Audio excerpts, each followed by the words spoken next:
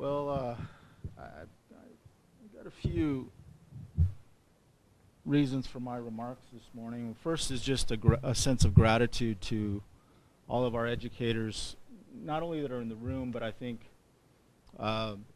more importantly, the educators that I consider are on the front lines of what are probably not only the most important mission, which is obviously caring and educating our young individuals in our communities, but also what I'm hoping to have a stronger paradigm shift with the larger community, that you're also on the front lines dealing with some of the most difficult challenges that our whole society faces, and that there seems to be consistently, as we see children fall through the cracks, a reactive approach, and that rather than fist fighting and the traditional blame game, you really are the central part of the solution with law enforcement, that we're just not going to sit around anymore. We're going to proactively rebuild a model that focuses on prevention, intervention, and proper resourcing for the realities that you're seeing on the front lines, and that unfairly you're already placed with a burden and a responsibility, yet the larger conversation and the larger investment doesn't always take place, and there clearly is not collective accountability across the board.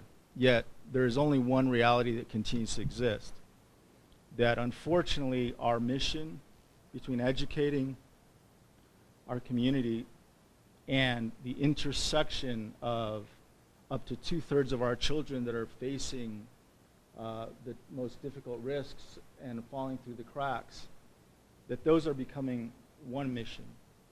And that I'm hoping that we just rebuild the model, and at some point the funding will come, the political will come, because of one choice. And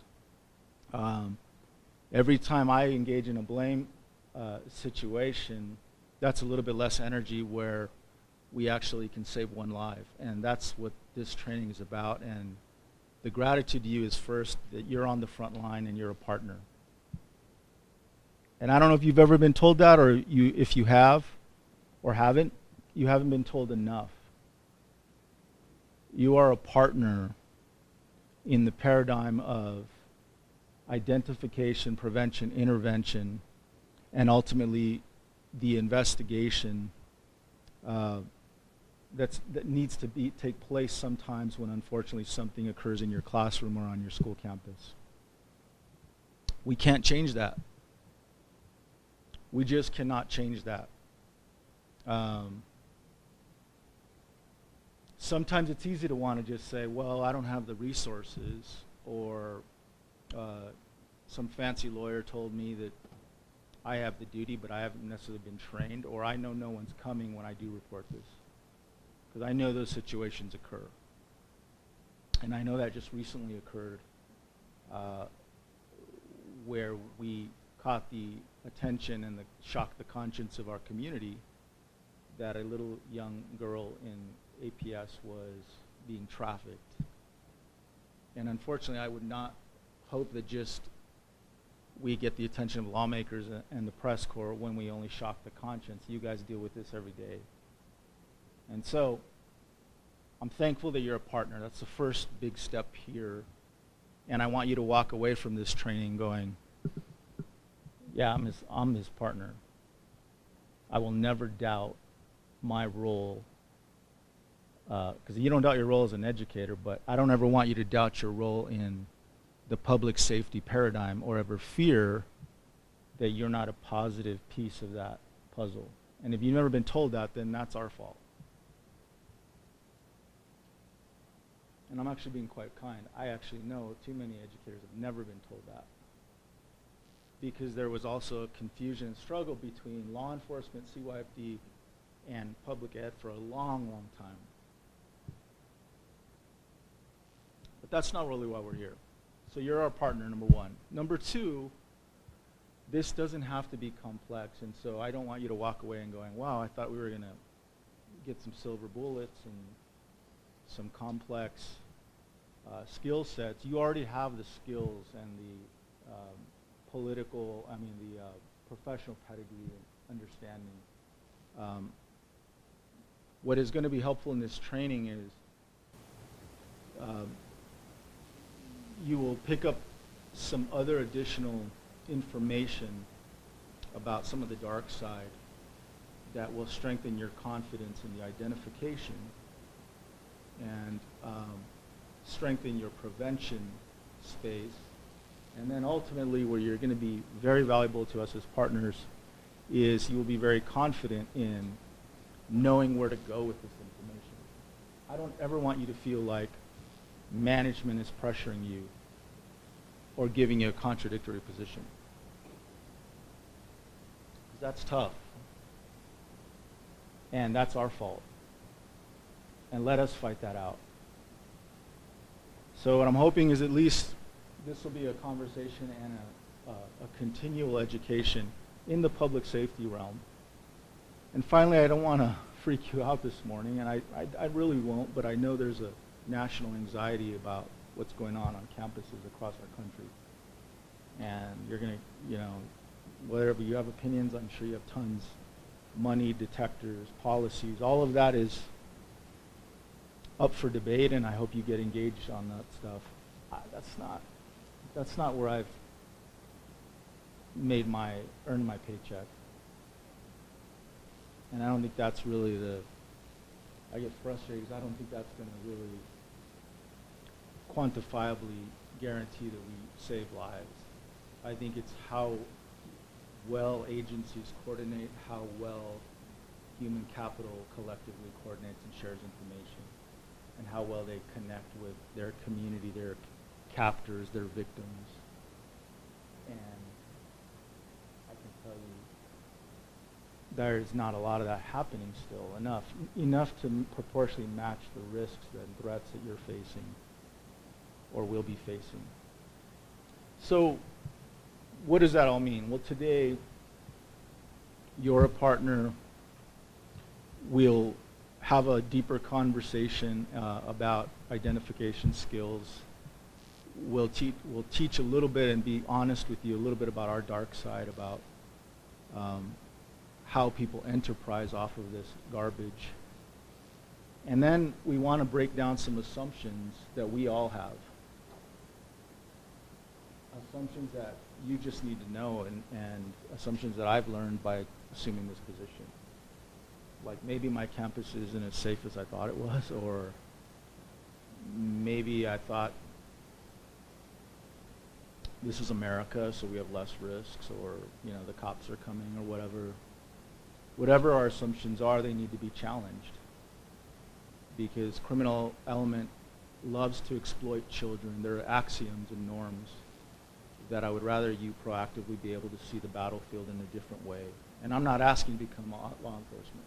And trust me, Kathy has scolded me already a few times. I know your functional roles, and we don't want you to be investigated. We want to train you on how to be the best witnesses you can be. And I think that's just as important as making sure your principals are clocking your time.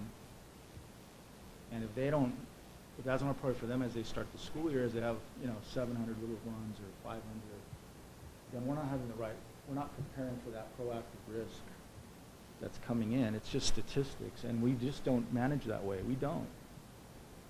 We're hoping a camera and a detector is going to save our campus. It doesn't work that way.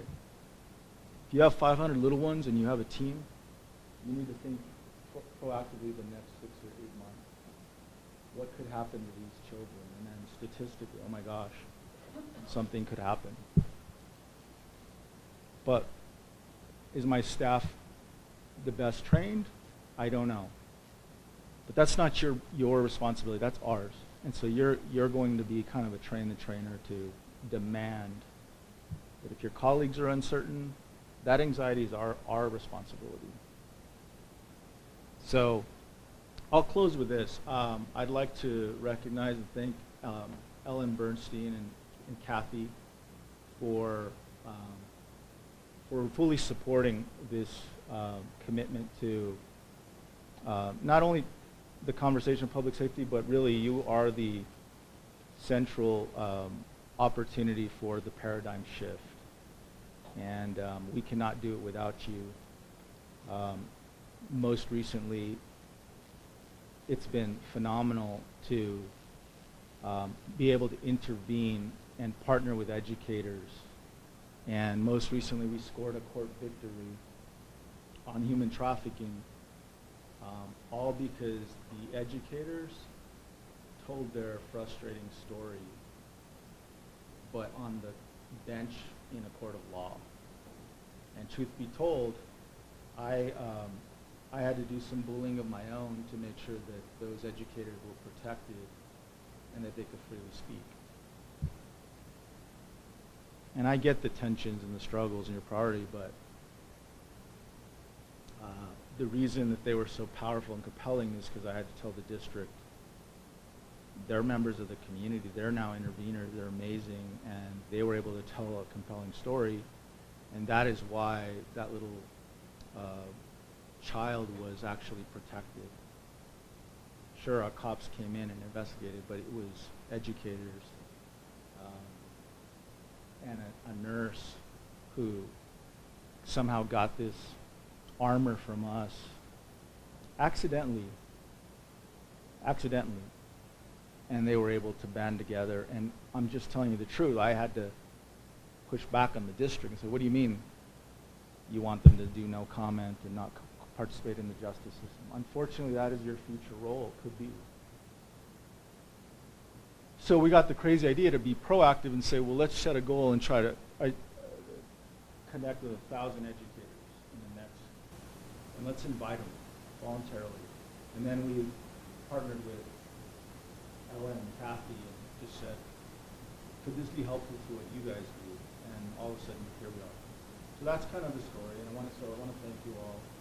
And we're Beat Haven Road, and then my final point is I call Ellen and Kathy. This is not the end to this process. This is only, we want to partner now with you as you go onto your campus. This is actually what's kind of cool. When you go back onto your campus, I'm not asking you to put it all on your shoulders. You now have a connection to the AG's office, and you can contact us directly, and you don't have to have the anxiety of 27 calls and no one's calling you back. We will try to find those resources for you, and that is really the game changer that saves lives. We want you to have a voice and a role in this process. I am going to introduce you to a few people from our office today. We have our most famous agent at the Office of the Attorney General, Special Agent Joey here. He's very popular, and people don't realize Joey's very valuable. He goes out with our agents to serve search warrants. He is able to detect electronic devices, and we have seen multiple cases where we investigate where, again, people hide those devices in walls and other strange places, and Joey here is specially trained to find those things. He's also our only agent who has his own little trading card.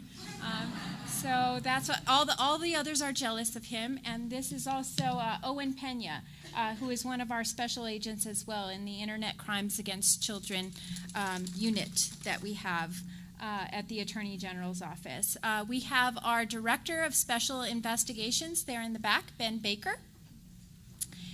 And the person you will be spending most of your time with today is our special agent in charge of the Internet Crimes Against Children unit in our office and the Human Trafficking unit in our office. He also is the commander for our Human Trafficking Statewide Task Force and our Statewide Task Force for the Internet Crimes Against Children, and that's Special Agent in Charge Anthony Mays. So I'm going to invite him up, and he's going to get us started. Thank you.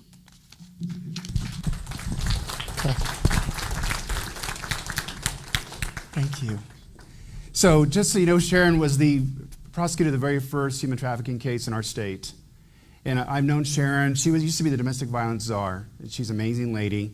We fought many fights together up at the legislature dealing with domestic violence. And I'm old, 30 years now being a cop. So we did a lot of that and together, and she's amazing. She's an amazing prosecutor, and now she's our leader. And of course, Ben Baker's our director, and he is my supervisor as well. So if you have any compliments today, no complaints, you get a hold of Ben directly. That's cool. And thanks for coming out, Joey. Joey was actually in a search warrant yesterday. He did a great job. He doesn't like confined spaces, though. That's his thing. But he's a puppy still. But he's amazing. It's funny because the Attorney General, about a couple years ago, I go, hey, there's an electronic detection dog that they used in the, remember Jared from Subway? They used an electronic detection dog to find a lot of the evidence that they used in that investigation. The dog's name is Bear. And I thought that was really cool. And then I was speaking in Alaska, and there was a dog running around in my classroom, and this dog came up, and I go, wellness dog? And they go, no, he detects electronic devices.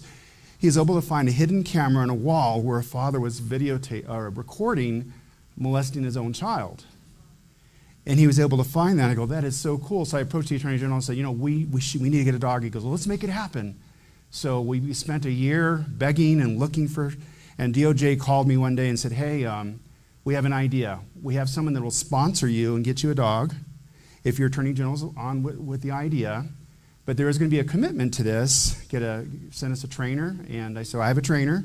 And I said, you have to feed him every month and do some other things. And I'm like, yeah, we can do that. I mean, so didn't realize his bill each month is going to be about $130, but that's okay. We have lots of car washes, so it's not a big deal. But he's amazing. So we made it happen. He joined our team in April, and he got a trading card 2 weeks ago. And again, we're all jealous because I think we do more work than he does. But anyway, but he's amazing, and he goes on all our scenes, and he's good at sniffing out stuff. So if you have electronic devices today, you'll be using them. And if you don't have one or you're hiding it, he'll find it. So it's pretty cool. So thanks for joining me or joining us today. Many of you were here early. I appreciate that because I was here early and we had a chance to talk. So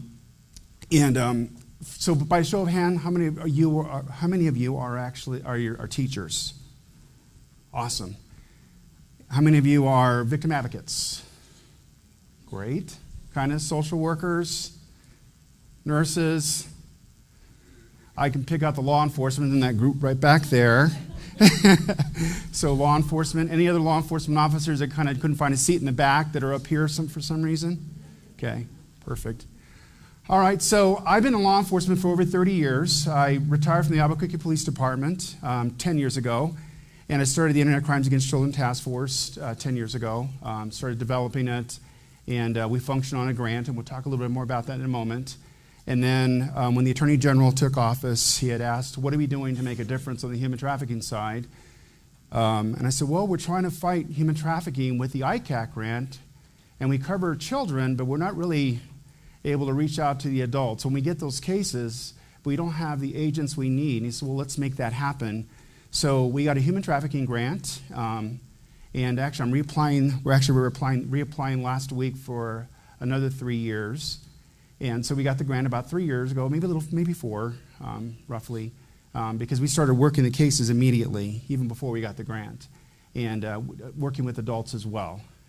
And it's been really exciting. I mean, we've seen a lot of success, but your eyes and ears, and I'm really excited to do this training for you today because every time we do a training like this, we get an increase in calls, both on internet crimes against children and human trafficking. And that's what we want to see, because we know trafficking is occurring in plain sight. I worked in a number of areas at APD, domestic violence, sexual assault, homicide, and the cases I dealt with all those years, in the domestic violence cases, I was seeing human trafficking in plain sight. And I was looking at it, this is a domestic violence family situation, and it really was more than that. It was human trafficking. Didn't have the law prior to 2008, and that's when I joined the Attorney General's office, but it was always there. Those violent sexual assault cases that I investigated, they were human trafficking in plain sight. those children that I responded to that were claiming they were being abused in a foster home was human trafficking in plain sight. So what I'm going to share with you today is not coming from a textbook. It's not the research I did to put this presentation together. It's what I've seen firsthand. It's what my team has seen firsthand. And we're sharing with you what we've seen, not just we read it somewhere and this is what's going on. It's happening right here in New Mexico, right here in the metro area. And charter schools, public schools, they're not immune. It doesn't matter. It's happening everywhere. We used to think of that, what's the worst area of the city? Oh, it's the International District. No, it's not true. It's all over, okay? It's happening everywhere. We see that every day in the news. That's why the awareness of human trafficking is important. As Sharon mentioned, I did the first training to educators back in January, January of this year. And it was with our collaborative partners, CYFD and the school systems. They asked me to come in and talk about human trafficking. And and one person heard that and went back and said, hey, we have a problem here. So us knowing this today, so after today I'm going to give you our contact information. And if you still go, we have a problem here, you just give us a call, okay? It doesn't end here. But again, if you have concerns, if there's concerns, I know with our last presentation, I had folks concerned with different collaborative partners that we work with, and some of the things that came up. And if there's any concerns like that, please feel free to reach out to me, and we can talk, and maybe if I can even help with anything at all, be more than happy to. I have an amazing team that on the Internet Crimes Against Children and human trafficking side, there's someone called 24/7, so there's always someone available to answer questions. So we have and again, by the way, Deanna's up front here. Deanna Ergon is the human trafficking coordinator for our task force. And then we also have a ICAC coordinator. She wasn't able to make this one. And so there's always someone that's available that you can, if you need to talk to someone and ask them questions or express some of your concerns, there'll always be someone there. So, all right, so let's move forward. Okay, so the purpose of this training, we have several purposes, but first, to recognize the risk factors. It's a big part of it. Again, as Sharon mentioned, that it's in your classroom, okay? Those students are in your classroom. And if they haven't been in your classroom yet, they will be, okay? Or they know someone that is being trafficked. And that child they're exposed to something that's going on. So knowing some of those indicators. We are going to focus on children in this presentation. We would be going till 5 o'clock if we included adults, because that would be another 3 to 4 hours. But some of the things we'll be talking about, you can apply that to adults, and we will touch a little bit on some of the things we see with adults. We're going to identify, of course, potential human trafficking victims and how to report, and then we'll talk about how to share your knowledge with your colleagues. That's a big part of it, because I know that we're not going to get every educator, every law enforcement person that's in the classroom or at the schools in these trainings. We're only doing 4 trainings. We're going to continue doing them. We're spending a lot of time. We spent a lot of time at the Navajo Nation. We've done 3 trainings for them. In September, we have at least another week planned to hit their school system, because we're getting lots of reports that they're starting to see an increase of trafficking on tribal land. So we're meeting with each Pueblo individually and working with them individually and trying to determine what their needs are. And of course, we're going to talk about how you engage local prevention efforts, how you're going to educate. When you sit down with that parent or parents, some of the things that you can talk to them about and how to educate them. Because many times children, we're going to talk about today, may be getting trafficked or being approached outside the family unit. It may not be a family member. It may be a stranger, or it may be someone that they just met that's new to the school, or someone that they were approached by at the mall when they're in Claire's looking at the cute little jewelry, right, and trying to find the right thing, and somebody approaches them. So what to look for, how to educate your students, and how to be aware of that. So we're all going to rise to make a difference, okay? And just think about that moving forward and how we get to that.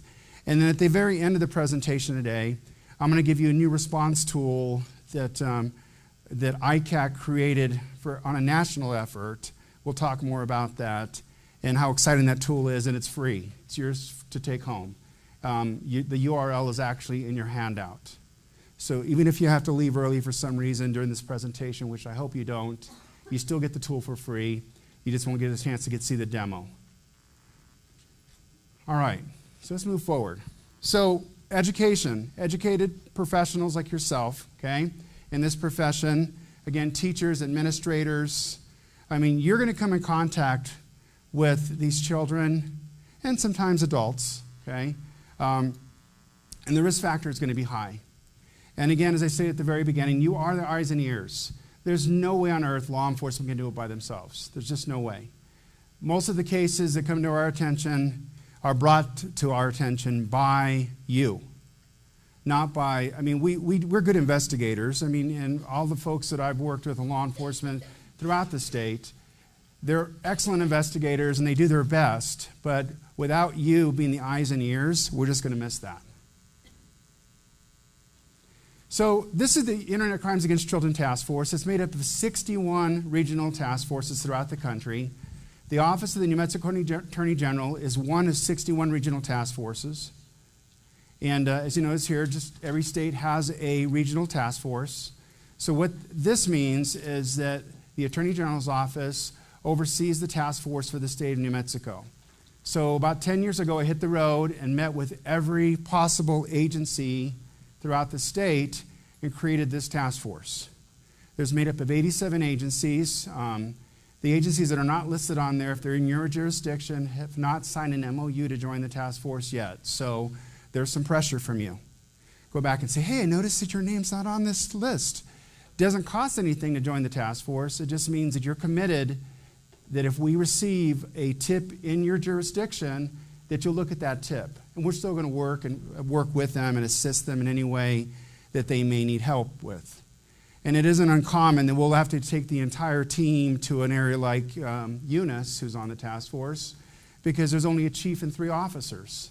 And they might not see human trafficking or internet crimes against children daily, and they're not exposed to that, so they may need some direction. So this is the Internet Crimes Against Children Task Force. Again, as I mentioned earlier, we developed a human trafficking task force now a little over 3 years. It's a collaborative grant that we're under, but even if we didn't have the grant, our office is very aggressive in going after these traffickers. So the grant is just assist with additional costs, funding. It pays for our coordinator and it pays for additional agents, but it doesn't cover anything outside of that. So a part of that grant, it's a collaborative grant. The LifeLink is our collaborative partner. They're based out of Santa Fe, and they provide victim services. And they develop victim services partners throughout the state. Now, we do the same thing as law enforcement, so we actually have several partners throughout the state. As you saw on the list of the ICAC affiliates, we have like La Piñon, New Mexico Sexual Assault Services, Solace. They're also an affiliate partner of both of our task forces. The LifeLink is against our collaborative partner, the Federal Bureau of Investigation, Homeland Security, and the U.S. Attorney's Office is also a core partner as part of our task force. And then the really exciting part is all the tribal community. As I mentioned earlier, we're starting to see more and more trafficking occurring on tribal land. They've signed MOUs. Deanna has been able to set up meetings with just about every tribe in the state to come to our office and sign an MOU with us with their commitment to go after these traffickers on tribal land. So it's very exciting. And so that's our newest collaborative member, our newest collaborative group is the tribal community. Our focus on the grant is course prevention, and many of us dealing with awareness training is the reason we're here today. And I'm getting all the boring stuff out of the way first. We're going to talk a lot about trafficking going forward. I just wanted to let you know where we're standing.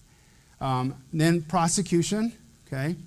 So our office is very aggressive with the legislature, presenting new bills, and we look at it, what we have in place now, What are we going to do to enhance that? What works best? And then, again, we have some amazing prosecutors in the office. We have dedicated prosecutors that work human trafficking cases. They'll assist any judicial district, or they'll completely take over the case. And then the U.S. Attorney's Office also has dedicated prosecutors as a core partner. And then finally, the protection part is a victim-centered rescue approach. And it's important for you to know that, because every time we do something when it involves a human trafficking victim or a potential for human trafficking victim, we approach it as a victim-centered approach. That includes when we call girls, we look at ads, and we'll talk more about this moving forward. Let's say that we look at an ad on Backpage, or it's now Bedpage, which we'll talk about in a moment. And a child's being advertised there as an escort, and we call the child and have them meet us. When the child shows up, I have victim services there.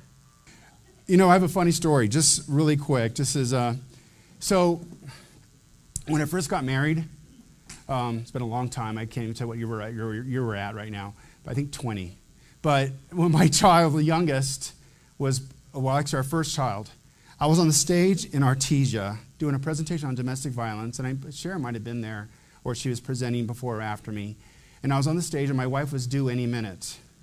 And I was literally on the stage talking about domestic violence, and I told everybody ahead of time, my wife is due any minute. Her due date was today, that day, right?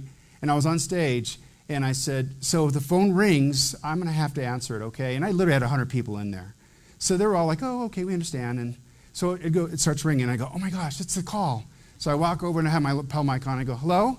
And she goes, where are my keys? I go, really? So she has a tendency to do that. And then we were down in Las Cruces, right, Deanna? And we're doing an operation. And this one's not as funny, but it is funny in a way. I guess it's gallus humor, right? So this girl shows up, and she's an escort, and we have a carload of kids. And I'm not telling you anything that you haven't, if you watched the news, it was on there. And so I go outside, and they look in the car, and there's 5 children in the back seat, and they're all under the age of 7. And one of them seems lethargic, and I'm checking her pulse, and it was 105 degrees outside, just to paint a picture. And we have the victim inside working with our agents. And again, she's a victim. Even though she showed up as, and answered as a call, she is a victim because she was in a situation, she's being trafficked. So I go out there, she tells us when we walk in, she goes, my kids are with me. So I go out there to check on the kids. And then we have our victim service person, and we're looking in there, and my phone goes off, and I go, oh my gosh. What was my wife's birthday that day? And I said, we have to do this operation. And I said, I step back, and I go, hello? I go, and I was really panicking, everything was chaos. I go, hi, and she goes, hi, what's the Amazon password? I'm like, really? So I don't answer the phone anymore. I don't even know what number that came in. And now she knows how to mask her number. She's using like an anonymizer. I was like, okay. She was like, I know the tricks now. So anyway, but that's what happens. So again, so I guess I've been married to her 20 years out of 30 years of being a cop. So anymore, like when I do stuff, she was like, oh, yeah, we rescued a couple of kids today. Oh, that's nice. So the kids did a good, and like, it's like, that's, you don't even talk about it anymore, which is good. But sometimes you need somebody to talk to. So putting that out there, I actually have a therapist on the team that deals with my folks that are on that list if they experience vicarious trauma. And she's available to them 24/7. And then we do training on that. So when I started seeing that, if I start seeing the compassion fatigue and they see them, the burnout, and you need to start recognizing that yourselves. Look out for yourself, because you're not any good to your children and your families, right, if you don't recognize that. So this is our task force. It's a collaborative effort. This is a reporting system, just so you understand they come in. So as the regional task force, and if the slides may not be in order, they should be, but I do change things. I'll sit down and go, I like it here instead. But you should have every slide that you'll see up on the screen. The National Center for Missing and Exploited Children, as a regional task force, we receive tips from them every single day through secured VPN, okay? Every single day. So when a child is being trafficked, or there's a potential for a child being trafficked, or a child is being groomed, and I'm going to show you some videos on some of the PSAs we did with children being groomed. If a child is being groomed, the National Center is going to capture that, and I'll explain to you why in a moment. The National Human Trafficking Hotline works mainly with adults, but they also, if they receive a child call, they're going to refer that to the National Center for Missing and Exploited Children, but they're also going to send it to us. So we'll get both tips. And they send it to the Attorney General's office. And the reason I have it set up now is that we have the secure VPN. We have a full-time analyst. I have someone on call 24/7. So when these tips come in, that a child's being exploited, a child's being groomed, or a child is being trafficked in some way, or there's sex tourism involved in a child, we're going to know about it. We deconflict everything. We make the determination what agency in the state is going to handle that. If we determine that there is an interstate nexus, we'll ask our FBI or Homeland Security to assist us. If we have an outstanding fugitive, the U.S. Marshals will help us with that. So we work as a collaborative effort. So it isn't that, we can't do anything with that. So for example, if we get a call from any jurisdiction in the state and say we need assistance, we can have someone there to assist. And every tip goes through us. Same with the National Human Trafficking Hotline. The last one on the bottom is 1505 Get Free. That is our collaborative partner. So if you determine that someone is being trafficked or someone is being trafficked, all they have to do is text Get Free, 1505 Get Free. And they have someone answering the hotline. They would immediately contact us. Again, I have someone on call 24/7, and then we'll have someone respond. This works. And those of you that are in law enforcement, we've always seen that in the past. The law enforcement in general, if we call another state and say, who can help us with this investigation, it's been fragmented, right? We have issues sometimes trying to find the right agency. But with ICAC and human trafficking, it's a well-oiled machine. So we're able to call Maryland, or I'm able to call my partners in Pennsylvania, and I'll say, I need someone interviewed because I have a child that's being groomed right now from someone here in New Mexico. And they will respond immediately and do it, and they'll do it the right way. Is there a question?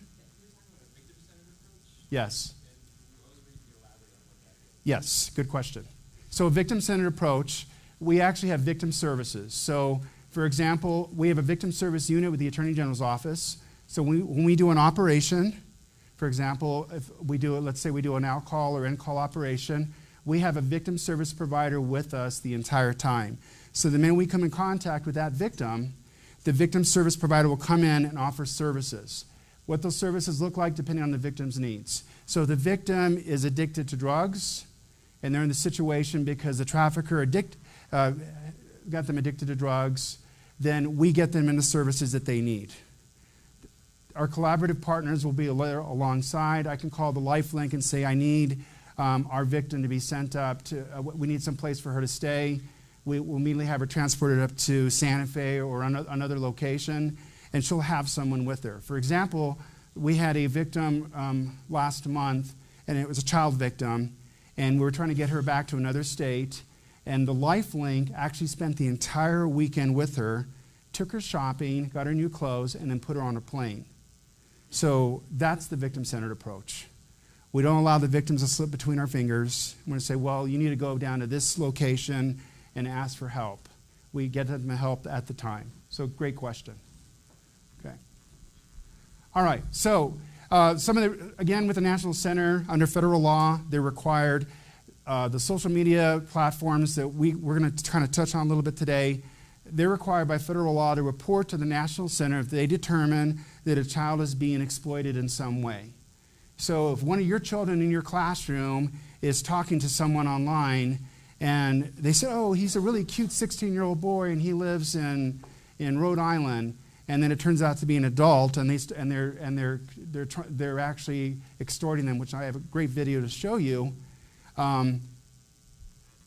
Immediately, the platform that they're on, let's say they're on Instagram or Facebook or Snapchat, they monitor those, and they immediately report to the National Center. The National Center then generates a tip, and then they contact our office, and then our analysts will pull the tip off the VPN. She'll come to me and say, we have this person, this little girl, She's talking to somebody in Rhode Island.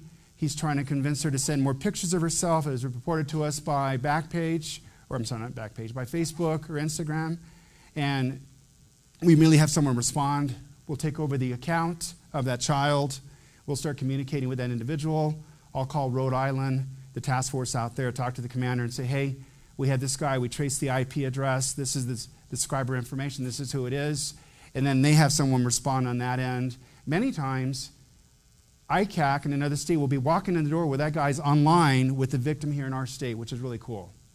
Because then they'll go, yeah, we got him right here. Yeah, we can see that he's talking to Brittany. So that's the neat thing about the job, and to catch them online alive. But under federal law, they must report. So the National Center also deals with stats, cyber tip line. They also deal with missing children, technical assistance, and CVIP. What's CVIP? Child Victim Identification System. So every single time a child takes a nude image of themselves, we as law enforcement still have to identify them. Even though under state law, it's okay for a child to take a nude image of themselves, they still have become a victim by federal law, and we still have to identify them as a victim, and their image and their name has to be sent to the National Center because they're now an identified victim. And it may be acceptable to take that picture, but it's still against the law. And we all know what happens once you take a picture and send it to someone, it goes other places, right? So we have to notify the National Center, and then when that picture shows up on someone's computer in Texas, on some predator, we'll say, yeah, that young lady, she lives in Albuquerque, and she goes to this school, and this is her family's contact. And then the family gets a contact and say, hey, your daughter's picture was shown up on a predator's computer in Texas. So even though our children feel that it's okay and nothing's going to happen, they have manufactured child pornography, and then they're putting it out there, and it's still work. I mean, we still have to do something with it because now they're considered victims. We get those all the time. The Child Victim Identification System is amazing. We have a law enforcement service portal that we upload, the SHA-1 hash value, which I won't geek you guys out on all this, they also use photo DNA, but we actually try to identify every single image that we look at. So for example, if we have a case with 32 terabytes of videos and photographs, we're going to try to determine if those children exist here in our state or if they exist somewhere else, so that we send those images to the National Center, and they try to help us identify them. And we also try to identify them within our state. It's a lot of work. And that's why when we come to contact with children in our classroom, and they said, oh, my boyfriend and I are taking pictures, and we're sending nude shots of each other, it's more than just doing that. It's other than kids don't think things through sometimes. It's more than that. Yes, ma'am. Child is under the age of 18, so 17 and under. Good question. And I have some slides on that too. So anyway, I wanted to put all this out here so you understand how the system works before we get started, because we have to look at every case involving a child. And they are monitored. They're always monitored. There are some sites that they have some delay in getting us the information we need. Most of the sites that we work with are good about getting us the information immediately. The National Human Trafficking Hotline, Polaris, that's their site. A great resource. And the LifeLink. And again, the LifeLink is local. The 1505 Get Free is a local hotline. If you call 1505 Get Free, you will talk to someone in Santa Fe that will immediately take the information down, and they will contact us, and then we will either respond ourselves, or we'll have someone in that jurisdiction respond, depending on where it's being generated. All right, real quick on the human trafficking statute. Sharon mentioned that the statute went into effect in 2008, so it's fairly new. Okay, and I highlighted some areas. I wanted you to just point out force, fraud, and coercion. So when we look at an adult victim of human trafficking, we look for force, fraud, and coercion. Okay, and we look at was the intent, and was the person knowingly trafficking them. Okay, so as it states in the definition there, intent, knowledge, and again, it could be labor, sex, or commercial activity, and we'll talk more about that moving forward too, and how it affects our children. But number two, if they're under the age of 18 years of age, so under the age of 18, so once they turn 18, they're considered adults, right? Which I keep on trying to convince my 18-year-old son that he's an adult now, and that he has to buy his own contact lens solution and toothpaste and things like that, but they don't. So it's okay. But we won't even go there. But anyway, that's what happens. So there, number two is what we're looking at. I do not have to show force, fraud, and coercion with someone under the age of 18, according to state law, right? And again, as we move forward, it'll make more sense. Just so you're aware of the felonies. So whoever commits human trafficking is guilty of a third-degree felony, except, okay, again, it's a second degree if they're 16 and under, or they're 16, or 13, and then the person is guilty. If they're 13 and under, it's a first-degree felony. Now, this isn't really talking more about arresting and prosecution. We're going to talk more about awareness. But just so you're aware that we just don't charge human trafficking. There are other crimes that we charge in addition to that. What's going on with that child? You know, has a child been sexually abused? So we have human trafficking, but there are other charges like child abuse or criminal sexual penetration of a minor or criminal sexual contact or kidnapping or false imprisonment. There are other felony crimes that we look at as law enforcement that we present to the prosecutor. And then when the prosecutor looks at it, they may say, just make a determination that there are some additional crimes that we want to look at. So that is what the law looks like. I'm not going to spend a lot of time on it because I'm not an attorney. I am a police officer, but I wanted you to be aware of that. All right, so understanding human trafficking. So first of all, human trafficking can be categorized in two different places. Labor trafficking and sex trafficking, okay? And there is a crossover between both. There is a crossover between both. A child can be trafficked sexually, and they can also be trafficked in labor, okay? Now, some of the massage parlors that we've dealt with, some of the massage businesses throughout the state, we've had both labor and sex trafficking. Not involving a child, though, yet. But the cases we've come across. We have had cases, and we've investigated cases where children have fallen under both of these categories. Human trafficking can be prosecuted, again, both under federal and state law. Now, under federal law, we have to show an interstate nexus, right? So the threshold's going to be a little bit different on the federal side. But under state law, which we just covered, I don't have to move that person. I can traffic someone in this room, okay? Movement is not required. So we can traffic someone. I can be a parent and have my child with me in my home and bring people into that home, and they could be considered, and depending on what I have people do to that child, can be considered trafficking.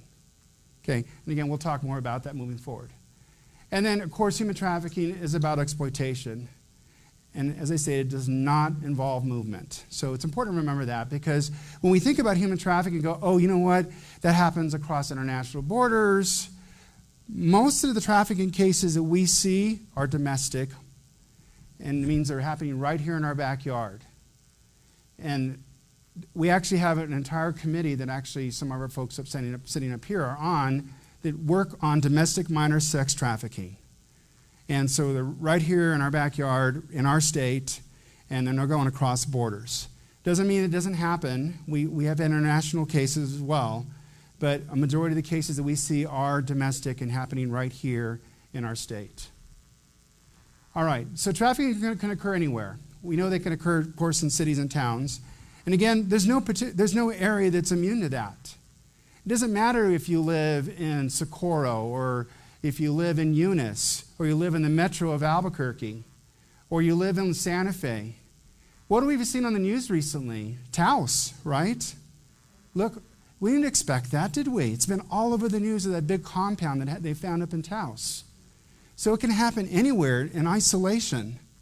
So there's been times that the entire team will be out of middle of nowhere, we think, and there's something that's going on there. In fact, our Attorney General has actually set aside funding for us, and we're actually getting a mobile forensic lab, so we'll be able to take the entire team out to very isolated areas and do forensic exams on scene, which is going to be really cool because there is some areas around the state that we might not have electricity, and they're still doing something there. So we were able to take the entire team in a vehicle and go to that scene. So we're excited about that. And then, of course, Joy is going to be driving, for sure. But so, you know, that goes.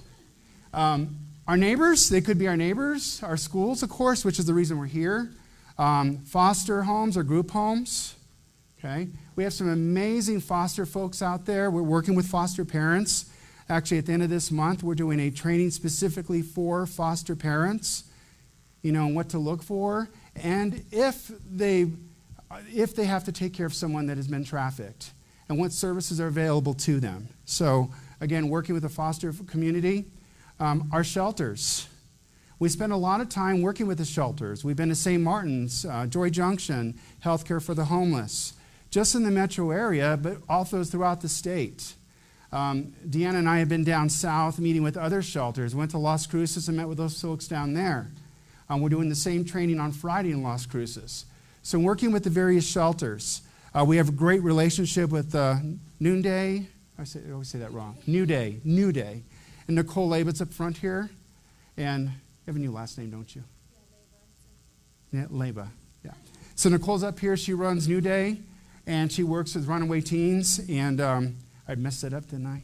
It's all right. I'm the outreach coordinator. So she's here, though. So you have any questions? She's wearing green. Network with her during break, please. Ask her lots of questions about runaways or anything, pretty much, right? Awesome. Our malls and parks, working with the malls and the parks. Of course, we frequent a lot of parks. We get calls on them all the time, so we'll actually go to the parks themselves. It isn't uncommon where our agents have actually went on foot through some of the bike trails. We get calls on them as well, underneath the bridges, overpasses. The new Windrock Uptown area, there's some tunnels there. They're full of water now, but in the past we found young people actually hiding underneath there. So it's not uncommon for us to look in places that not just that's within this list here, but other places. We're going to spend a lot of time talking about online social networking because that's where our children are going to be. So with labor trafficking, agricultural, manual labor, right? Construction, what are we known for in our state? Chile, right? Chile, capital of the world. So could trafficking occur there? Could it involve children?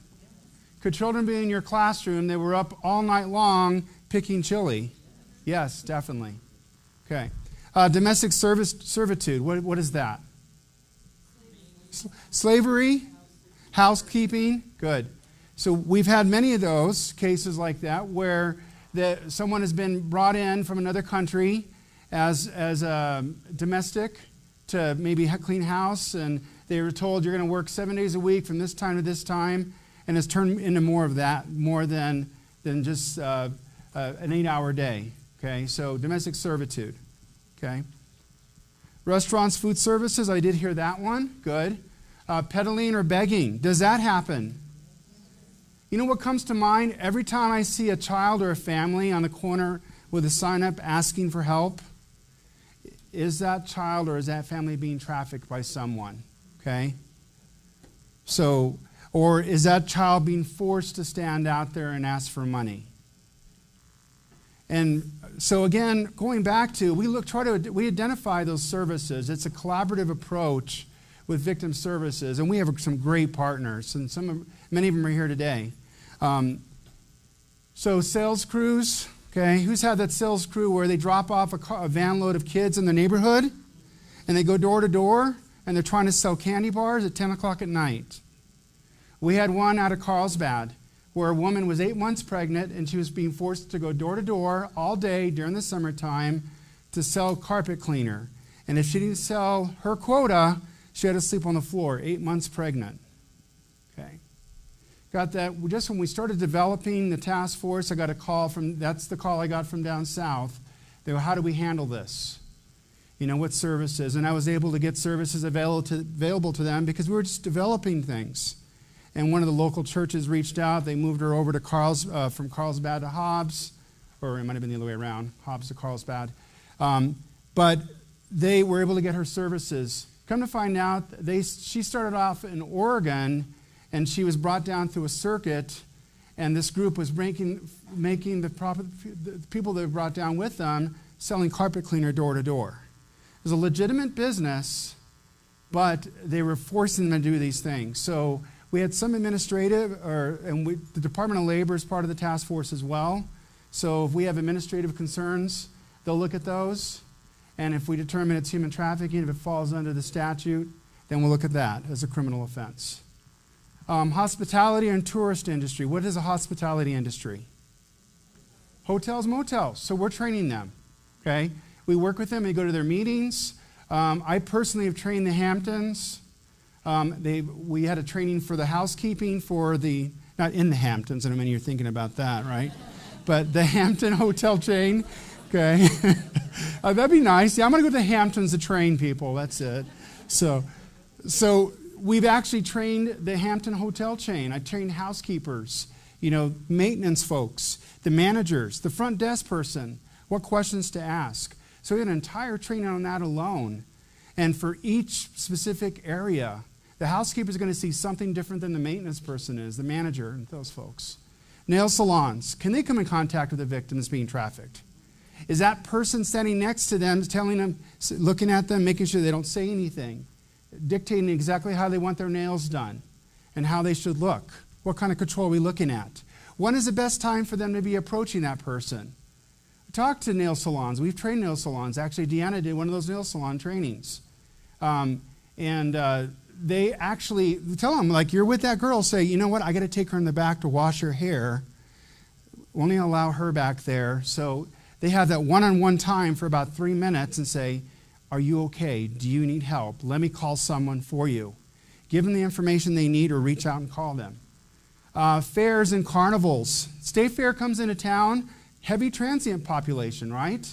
Not just working at the state fair, but folks that are coming in. We have one of the best state fairs in the entire country in our state.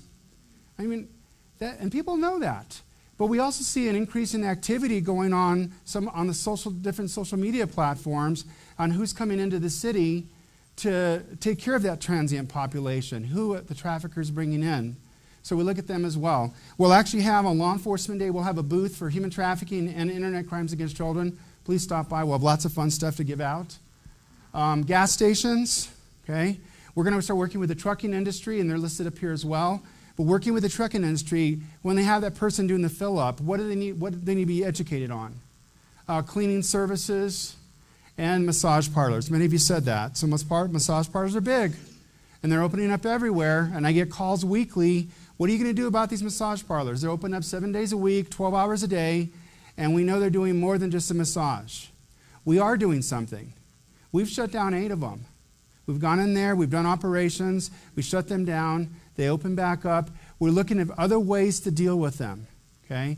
Many of those victims are difficult to deal with. I mean, they just don't want our help because where they've come from is worse than the position they're in right now, and they're afraid of the traffickers. And that's another presentation in itself altogether than how to deal with those victims. We work with law enforcement and how to best respond and what services are available. But again, that's something that's happening on the labor side, and we're also going to see it on the sex side. Commercial sex prostitution, that takes place. We'll talk a little bit more about that. Brothels, escort services. Are there brothels in our residential neighborhoods in the state? Yes, there is. They're right there in plain view, but we're not seeing that because we're not sure what to look for sometimes. Massage parlors, again, internet-based commercial sex. We're going to talk more about that. I'm going to give you one example today.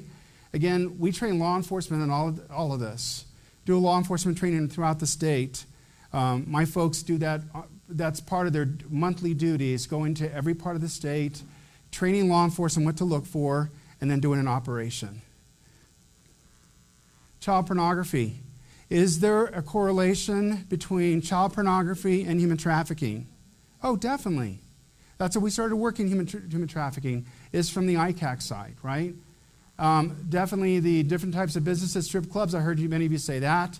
Are there fake model agencies out there? Yes. About 1.5 years ago, I got a call that there was an ad posted on Facebook that was asking for children to apply for this modeling agency, and it was based out of I believe it was Ohio. And but the number was coming back here, and I got a lot of calls locally and say, hey, is this legit? Because they said they can do something here in our state. And I go, no, it's not. Let's put something out. So it happens. I called Ohio. They were already looking into it. They shut it down. But there's things that are put out there, fake modeling agencies. Child pornography, again, I put that up there twice for a reason, because that's where we see a lot of these.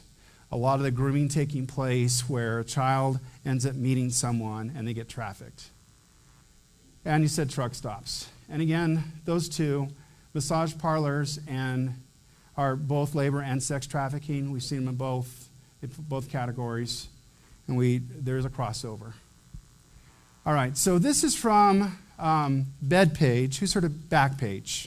Remember Backpage? So Backpage, who's heard of Craigslist? Okay, everyone's heard of Craigslist, right? Well, Craigslist, Backpage is very similar to Craigslist. Backpage actually had an escort section. And again, we do an entire training on this alone and working these types of investigations. They had a escort service section, and then the government put them on notice and say, you can't do that. And because it was an escort section to have sex. And there were children that had been advertised on this site. And law enforcement was looking at that closely in addition to other sites. So Backpage continued doing it. And so the Congress said, you need to knock it off. So they said, oh, we're being censored then. So we're taking that section off our site. And they moved it over they didn't take it off. They just moved it up another category to men for women and women for men. But it was still escorts. So then federal government came in and said, hey, and state governments, including our office, like, look, this shouldn't be happening. Stepping up and saying, look, they're still promoting escort services, a potential for people being trafficked and children being trafficked. So Backpage finally was shut down when the new law was passed this year, holding social media accountable for what they were doing. They used to hide under the Common Decency Act. They said, oh, well, we just have our site open, but whatever people do on it, it's up to them. No, you're responsible for it. And that's something that we do in our office is we go after a lot of these individuals or these companies that say, well, no, whatever they do with our site, it really doesn't matter. And it does matter. They should be held accountable. So Backpage got shut down. A new site went up called Bedpage, the exact same format. So we're looking at them now. So this is the site here. Not uncommon. We check it daily. And haven't seen children advertised on here. There's still victims on here. Okay? And we want to identify these victims. But again, this is one of many different social media platforms that are used out there to exploit men, women, and children. Online advertisement for children for sex. All right. Is there a difference between trafficking and smuggling? Yes or no? Yes, there is, right? Now, can someone be smuggled and be trafficked? Certainly. We've had several of those cases recently. And I say recently, we've had them recently, where we've got calls where people have been smuggled and they've been trafficked. Okay? And so trafficking is not voluntary, where smuggling is voluntary. Okay? But the smuggler, again, is someone that is bringing someone into our country. They're making a lot of false promises. They're making lots of promises. They're bringing the folks in. And then what we have listed on the left side is what we see occurs. Again, trafficking doesn't always involve physical movement, at least under our state law. Okay? And can occur domestically, where smuggling is going to be across borders. So make sure that there is a difference between smuggling and trafficking. Okay? Again, smuggling can be voluntary, and it's, again, with border crossing, and it involves an international nature. So, and again, it could be from our country to another country, and in our country. So who are the traffickers? They could be anyone, right? Can you throw a couple of them out to me? You have the notes in front of you, but parents, yeah. They could be parents. And sometimes it's hard to call them parents. I mean, cases that I've seen over the years, we get over 450 tips a year just in the National Center, and they keep on going up. And many of those will say, this is a parent that's doing this? So who else could be a trafficker? Boyfriends, good. Yeah, a boyfriend. How many of you have daughters? Yeah, it's hard. I have 3 daughters. One of them's married, thankfully. Now she's married, and she's a school teacher, actually. She had her 2nd day of class. So very exciting for her, 2nd day of class. But I have 2 younger daughters. One's 16, the other one's 12. I worry every day. They think how many of you are hypervigilant, overprotective? Your house is the house everybody spends the night at, right? Right? Especially all the cops. Their hands go up because, yeah, our house is it. Nobody else. I told my daughter that this weekend. I said, because she's been homeschooled. She's going her first time to public school. And I said, oh, by the way, all sleepovers are at our house. Well, that's not fair. It is fair, unless you let me do a background on every parent that you come in contact with. And that's the only way it's going to happen. And I'm going to need their fingerprints and social security numbers before anything happens first. So, and she goes, that is so wrong, Dad. And I go, no, it's right, because I'm protecting you. And they think I'm overprotected, but we all know what it's like out there, right? And I'm not trying to scare you, by the way. But men or women, okay? It could be men or women. We're going to talk a little bit about some of the women that we've come across. Parents or family members, you've said that, great. Neighbors, very possible. Boyfriends, girlfriends, I heard that one, good. Peers, is that a possibility? Yeah. My 16-year-old is very naive. She's the 16-year-old of 30 years ago, right? She is so, she thinks everything's flowers all the time. I worry about her because she's the person that a peer or somebody that's being put up to recruit girls, she's the person that is not going to see through that as much as I talk to her about it, because she thinks everything's okay. The world is great. Employers, okay, we heard that one, great. Massage parlors, brothels, owners, organized crime. So, organized crime, why organized crime? Why gangs?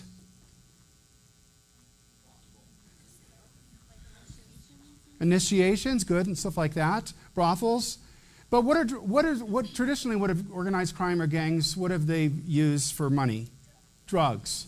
What happens to drugs? They run out. They go away. Good job. So it's a commodity. A person is a commodity that doesn't go away, right?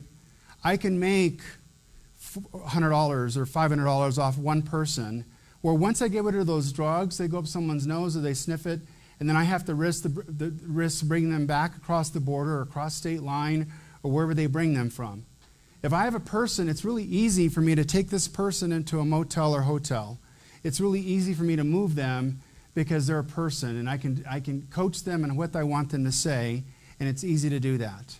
So they're starting to see a shift that not so much, drugs are still out there, but as we start to see the legalization, and I have friends in Colorado that were telling me about this, that they've seen a shift now, the legalization of drugs in Colorado, but they say they've seen an increase in trafficking. And they're because these gangs, they're bored. They have to make money somewhere. So this is the next thing for them. So, but we know it's going to take place, and we've seen it happen firsthand. Can a trafficked child consent? Yes or no? No. And I would assume that you all said no when it says internet. Yo, good job. No. Yes, you're right. Okay, good. Yeah, trafficked child, a child cannot consent, okay? So if you come in contact with many children that were being trafficked. I've had a child tell me, I hate police. I hate cops. Right, Mommy? That's what we hate cops, right? And that child is being told to do something they're not supposed to do. Not uncommon. We've come across. And, being a police officer for 30 years, it's okay if someone says they hate me. That is not getting under my skin. Because after we're all said and done, they're going to love me, and they're going to love everybody I brought in with me in my team, right?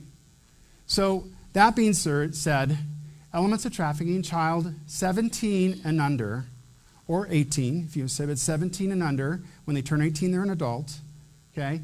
We don't need to show force, fraud, and coercion. We are showing, again, we're showing action, means, and purpose, okay? And so any means and action, we've talked about these, transporting, enticing, recruiting, right? Harboring, providing, obtaining, and maintaining. And then the means, of course, we jump right into the purpose. Why are they doing it? Is it forced labor or is it services? And are we looking at commercial sex acts? Okay? Or are we looking at child abuse? Labor trafficking, we're going to touch on this, and I'm going to give you a break at 10. So the victims, men and women, children as young as 5. Children as young as 5, labor trafficking. If they can hold up agriculture, they can pick something from the ground. If they can beg for food or they can beg for money, that could be considered labor trafficking as young as 5. Okay? U.S. citizens, legal permanent residents, undocumented immigrants, and foreign nationals. Homeland Security is part of our team. They're our collaborative partner. When they assist us, I see them we work these cases together. They've come forward and said, what can we do to assist?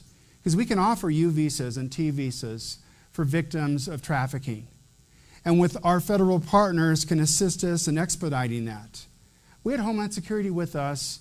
We were doing an operation in Alamogordo, and we had identified an international victim, and they were undocumented. And Homeland Security brought victim service in and wanted to transport this victim to Texas, not to send them back to their country of origin, but to assist them to identify that trafficker. Okay? That's the kind of work that they're doing with us. So definitely good partners. Human trafficking can also have several risk factors, of course. They have isolation, transient work. I gave you a definition of that with that woman that was traveling through 3 different states. Living in housing provided by the employer. Some of this is very substandard. Some of the massage businesses that my team has been into, we've had women that have been living in a section of probably, the room was about 4 by 5, sleeping on a toddler mattress. A toddler mattress, you can imagine how thick those are, with eating things off a burner that's plugged into an extension cord that runs outside into the alley into someone else's business. And they bathe themselves in the bathroom that they have to share with the customers that come in. That's the way they're living. And we see that firsthand. And then finally, some irregular income. Something we want to look at. Now, we work very close with the Department of Labor. The Department of Labor signed their very first MOU in the entire country with our office, the Federal Side Department of Labor. They are part of the task force now. We just finished training them 3 weeks ago on what to look for criminally, and they've trained us on how to look for things administratively. Okay? So, yes, ma'am. What's an MOU? Memorandum of Understanding. MOU. Thank you. So I use a lot of acronyms. So if an acronym doesn't sound right, just say, what does that mean? So, all right, other places we find labor trafficking, massage, of course, travel around the entire country, we talked about that. They're unfamiliar with their surroundings, okay? The young lady down in Carlsbad, 8 months pregnant, she goes, what state am I in? She had no idea where she was at. When she went to she was selling carpet cleaner door to door, she didn't look good. And the person we interviewed later, he said, well, yeah, she just didn't look, she looked pale, she looked like she hadn't eaten, and she was pregnant. And it's hot outside, and she had no idea what state she was in. Immigration status, and then, of course, language barriers. The language barriers, we've got past that. Homeland Security is one of our collaborative partners. They have a language hotline. When we go out and work with some of the areas where we may feel there's a language barrier, depending on the language we're dealing with. For example, when we worked on the massage parlors, we had a lot of victims that only spoke Mandarin Chinese. So we have 2 Mandarin Chinese interpreters. They're law enforcement officers, one here in the metro area and one up in San Juan County. And they will respond with us. Their department supports us and supports their assistance with us. Now, if we're in a different part of the state where we don't have an interpreter and it's something other than Spanish, we use a language line to actually interview. So we've actually used a language line to interview quite a few people in Roswell, and it's been very successful. But the language barrier is no excuse. We've come across contact because when it comes to language barrier, we have ways to communicate, and then we also have our victim services can do that. Child sex trafficking, again, we don't have to show force, fraud, and coercion. The same thing we talked about. Commercial sex could be prostitution, promoted prostitution. A child actually told that they have to perform any type of sexual act. Any type of sexual act. And then child sex abuse.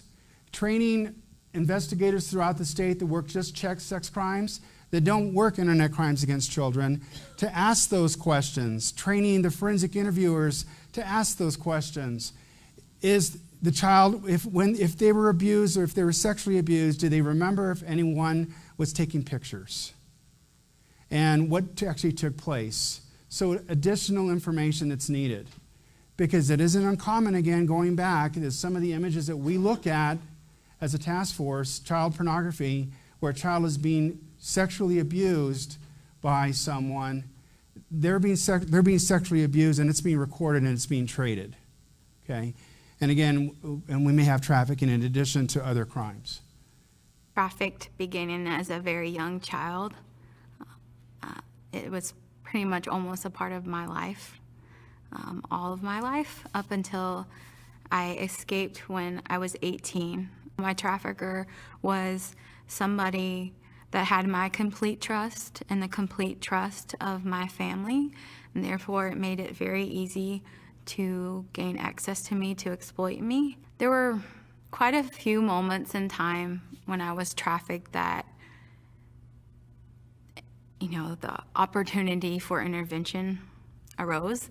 When I was a young child, I had chronic reoccurring vaginal infections that was treated by my pediatrician. Then in middle school, I contracted oral sexually transmitted disease in which I was treated by an ear, nose, and throat doctor. Both physicians were wonderful and very caring, but not one physician or healthcare worker ever asked whether I was being sexually exploited, not once. Both doctors knew my family, and so I think that they may have dismissed that, thinking no way could a child from a middle-class home be being exploited.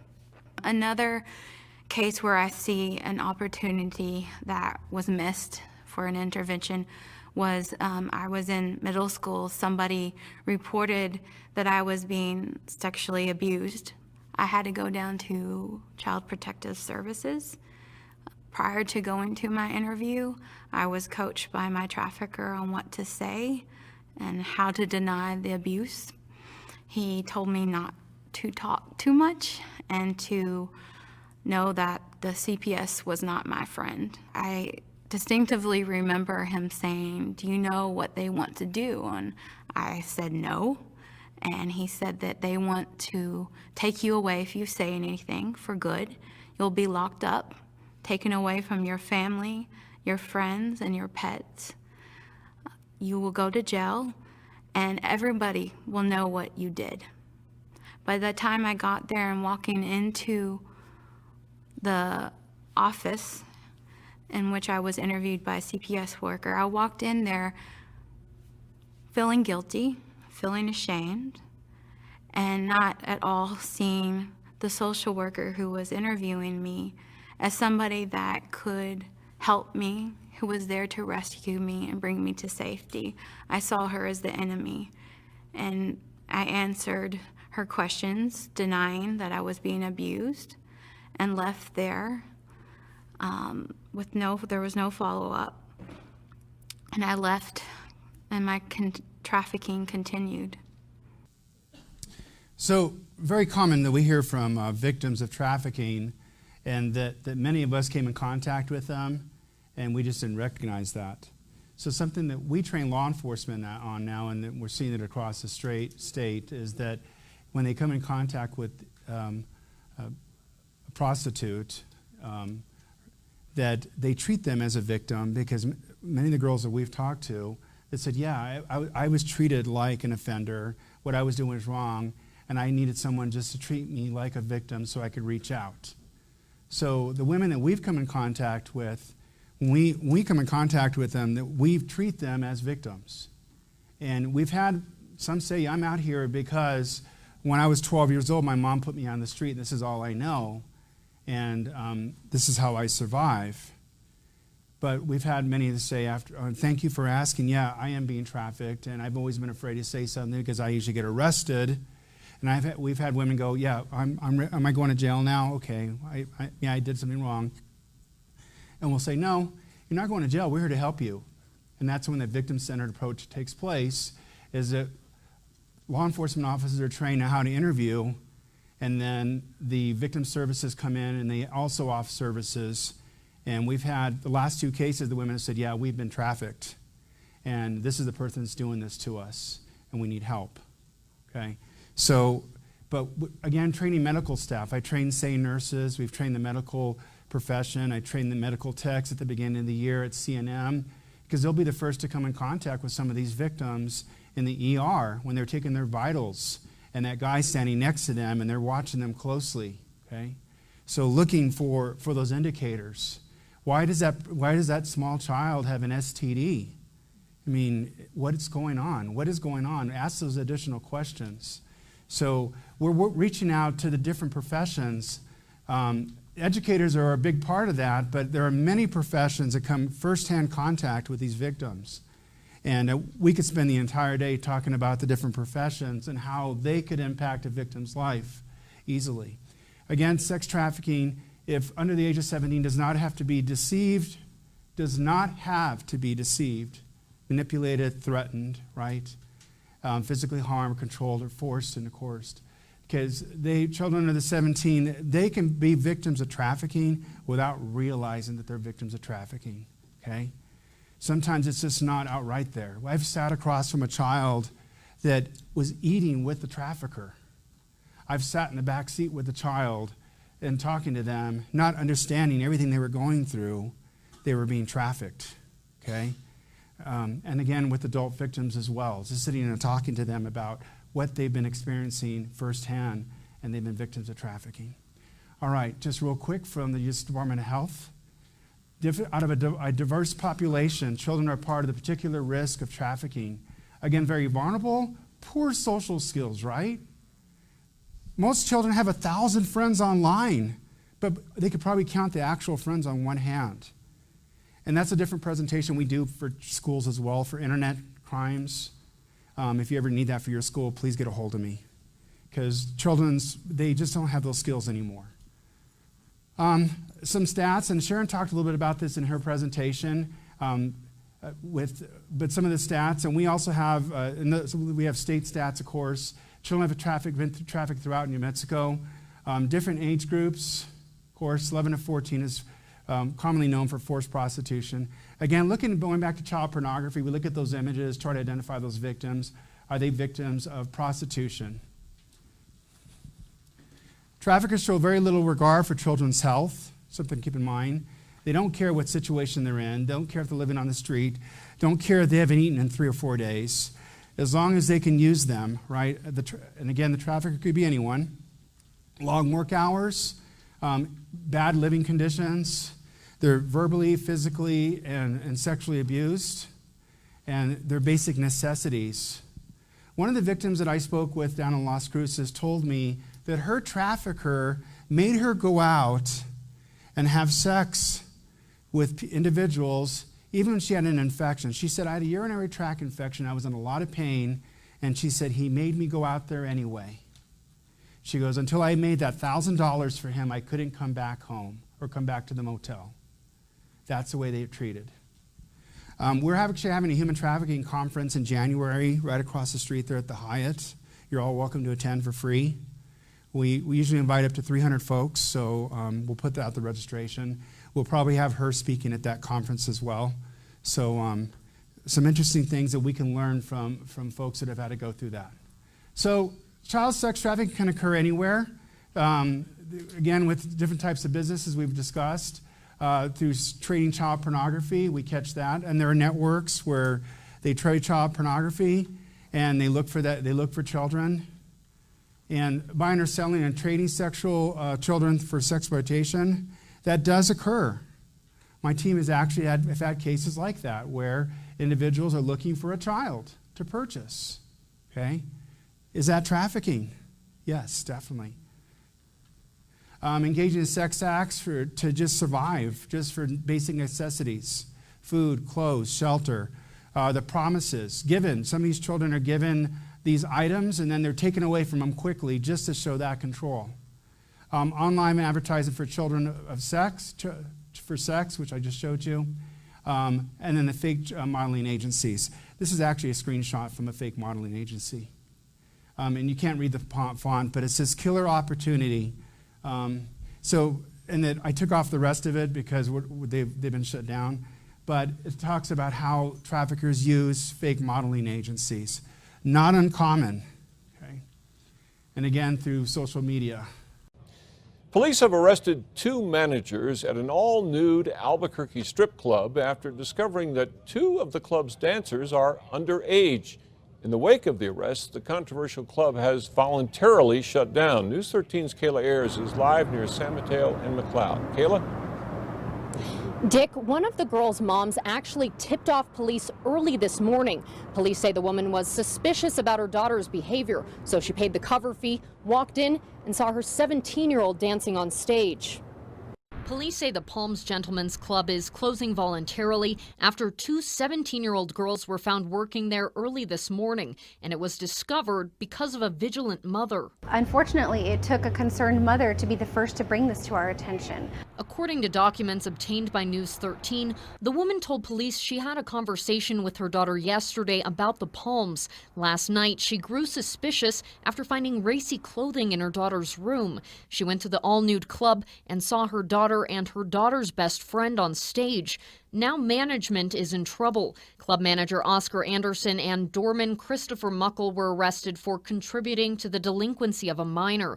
Anderson claimed the girls, who went by the stage names Flawless and Gemini, had given them fake IDs to work there. But police say they couldn't find any record of this or of the 2 girls at all. There's personnel files for all of these other females who were working at the establishment. There was nothing to document these 2 girls. That is extremely suspect. Police say the woman's daughter had only been working at the Palms for about 2 weeks. According to documents, the teen told police she made $50 to $60 a night dancing at the club and that she was never asked for ID. The other girl told police she had been working there for about a year since she was 16. She had 2 felony arrest warrants and was taken to the juvenile detention center this morning. This, I can say, is certainly not the first time that the Albuquerque Police Department has had the Palms Gentlemen's Club on their radar. Area businesses tried to prevent the club from moving in here in 2011. Since then, police have been called out for various investigations, including the alleged rape of a female customer last year. APD says they believe the issue of underage teens stripping is isolated to the Palms. They're now looking into who else knew the teens were underage before this morning. Dick, back to you. All right, Kayla, police say federal charges are possible in this case, and the city may move to permanently close that club. So the club is, of course, closed. It's been a restaurant, 2 different restaurants since this incident. And that tip came in through our office. So APD, Homeland Security, they're all part of the task force as well. APD responded in addition to other collaborative partners. So we have human trafficking. What do you think? Yes? Any other crimes? How about manufacturing child pornography? Do you know why? Because they had a camera inside the club, and they were scanning the inside of the club, right? I mean, these clubs have cameras, and they claim they're for monitoring the club to make sure inappropriate behavior does not happen inside the club. So what are they doing? They're filming young girls under the age of 17, right, on a stage. Is that manufacturing child pornography? Yes. So they didn't reopen, just so you know. So it's been, I can't talk much more about the case, but that's the kind of thing that happens, though. But children are children. They see that opportunity. Making $50, $60 in a couple of hours is pretty good money, right? So, and it takes adults to actually step in there and say, look, you're being exploited. And this is going too far. Because, again, there's adults out there, they're going to exploit them if they have the opportunity, right? So that being said, traffickers prey upon children because they are easy to manipulate and deceive. What are some of the vulnerabilities a child may have at home? What was it? Sexual abuse. Good. Okay. Sexual abuse. What else? Drug abuse. Good. What else? Legal status. Good. Good. Violence. Domestic violence. Okay, so handyman coming in. We've had that before. Handyman comes in and sexually abuses the child, right? Good. Generational trafficking, mother, sisters. Good, yeah, generational trafficking. Right, that happened with that girl I mentioned earlier. Started when she was 12 years old. What else? Yes. Poverty. Good, very good. How are we going to eat tonight? Well, let's do it. Let's do this. We can eat tonight if we do this. Okay, what else? Good. All right. All right. So they prey on for many different reasons. The vulnerabilities could include lack of family support. Okay. Never forget this individual we interviewed years ago. It was, it's been about 4 or 5 years. Internet Crimes Against Children case. We tracked this individual, and we started interviewing him. He said, yeah, he goes, I'm glad you guys caught me, because the next thing I was going to do is I was going to drive to the southeast area town, and we all know it's on the people that I talk to we blog this, that we all know that if we drive around the southeast, there'll be children playing out front because their parents don't really watch them. And we can grab one of those children and then we can have them as our sex slave. He told us this during the interview. This is years ago, and I'm like, wow, okay. Well, you're going to jail for that, but thank you for sharing that with us. But it's difficult to talk to these individuals, but as law enforcement, we interview them because we want them to disclose things that we might not even know about. And he told us that. And so having that family support, they know that. Some of these individuals know that. They know, they look in this part of the city, or they know that a child might not be watched if they go to this area. Okay? So lack of support. Years ago, we had when we first started developing ICAC, there was a video going around called Toy Story. And when we think about Toy Story, we think about the Disney version, right? This video was step by step on how to molest a child from the age of 0 to the age of 14. How to find the right parent, don't care just look for a single mom that has a child, and how to approach them and what to do. And then there was a book put out that was actually being sold on Amazon by Anonymous that was step by step on how to do that. So all the commanders, all 61 of us, along with the Department of Justice, put a pressure on Amazon, say, you need to pull that off. They go, well, it's just for creative interests, things like that. I go, no, it's not. There's no way we can say that teaching someone how to find a child and how to molest them is acceptable, okay? So again, in this book, it talks about look for those families where there's no support. That child is very vulnerable. That's the child that's out late at night, or it's in the mall and no one's looking after them, there's no accountability. And look for that child because they're your next victim. So definitely family, some of the family disruptions, right? So the child comes to school and said, yeah, my family and I were up all night long. We were doing this or doing that. Okay. Parental or alcohol, substance abuse, I heard that. Substance abuse, common. Okay. So again, what's going on with that child? What kind of traffic do we have coming in that home? My very first ICAC case 10 years ago involved someone up north. We tracked him, and he was trading images, with someone back east. And the people he was trading with, it was a mom and dad, and I even hate to call them mom and dad, they're just two pieces of garbage to us, right? They were actually having parties with their children that were all under the age of 8. And we caught them because they were trading images with the individual we found here. And he said, I'll give you the bigger fish, because we always want the bigger fish. And he said, you guys can have this. That guy was still held accountable for what he did here. But back east, we turned that information into the ICAC there, and they were able to rescue those children. Were those children being trafficked? Yes, they were. Exposure to domestic violence, does that happen? Yes, definitely. Again, in plain sight, okay? Working domestic violence cases for years, I saw that, and I thought, now what I know today, I go back and say, you ever thought if I could go back in time and change these things? I was like, I know when this trafficking took place because I remember this child or this woman and they were being trafficked by a family member. Lack of supervision, care of necessities, basic necessities. What are our basic necessities? Food, shelter, right? And clothing, well, among other things that we need to feel belonging and those other things, of course, for physical. But some of the things that we need, the lack of supervision and care for basic necessities. And then, of course, the physical and sexual abuse of history. So how does human trafficking affect our schools? And the answer is, how does human trafficking affect our schools? Children what?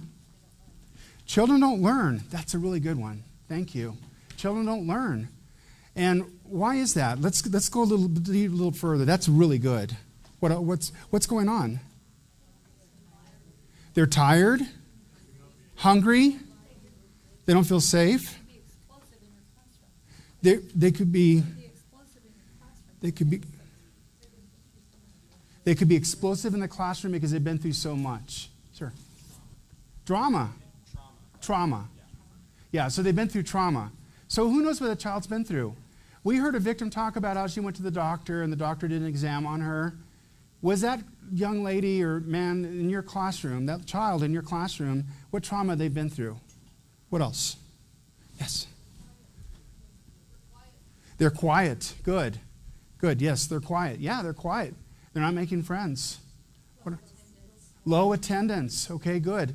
So they're barely making it to school. When they are at school, they're falling asleep. What else? Helpless? Hopeless. Good. Excellent. All right. So again, traffickers use school places to recruit. Okay, students may recruit other students. Again, peers and peers. Okay, peers and peers. And then we have adults may recruit on your campus. I've received reports from some of our collaborative partners that are on the streets, that are working with some of the girls that are on the streets, and they've told us that there has been individuals that have been driving by elementary and middle schools looking for children. Okay? And Ellie's shaking her head because she's heard it firsthand as well. She works with that population. So we've heard that firsthand. Now, it isn't something that we've heard and we just move on it. We move on it. We look at the jurisdiction, and if we don't have someone there, we will respond. But again, that does happen. Traffickers may text or contact students in schools. Okay? And again, the trafficker could be anyone. And they may use their position of authority. Does that ever happen? A person in a position of authority that's not the child's parent, does that ever happen? Yes. And here's an example of that. And these are just cases from different parts of the country. Okay? And the first one up there is a California high school soccer coach. And then we have in Tennessee, a North Middle School coach. And then a gym coach in another part of the community. In Oklahoma, we had one. Okay? And if you watch the news, we've had several cases over the last couple of years, and those individuals are now spending some time in prison where they're in a position of authority, and they were sharing images of children, and they had access to children as well.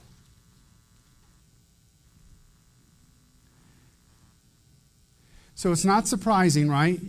The youth have less life experience, fewer coping mechanisms, and they don't see those indicators, do they?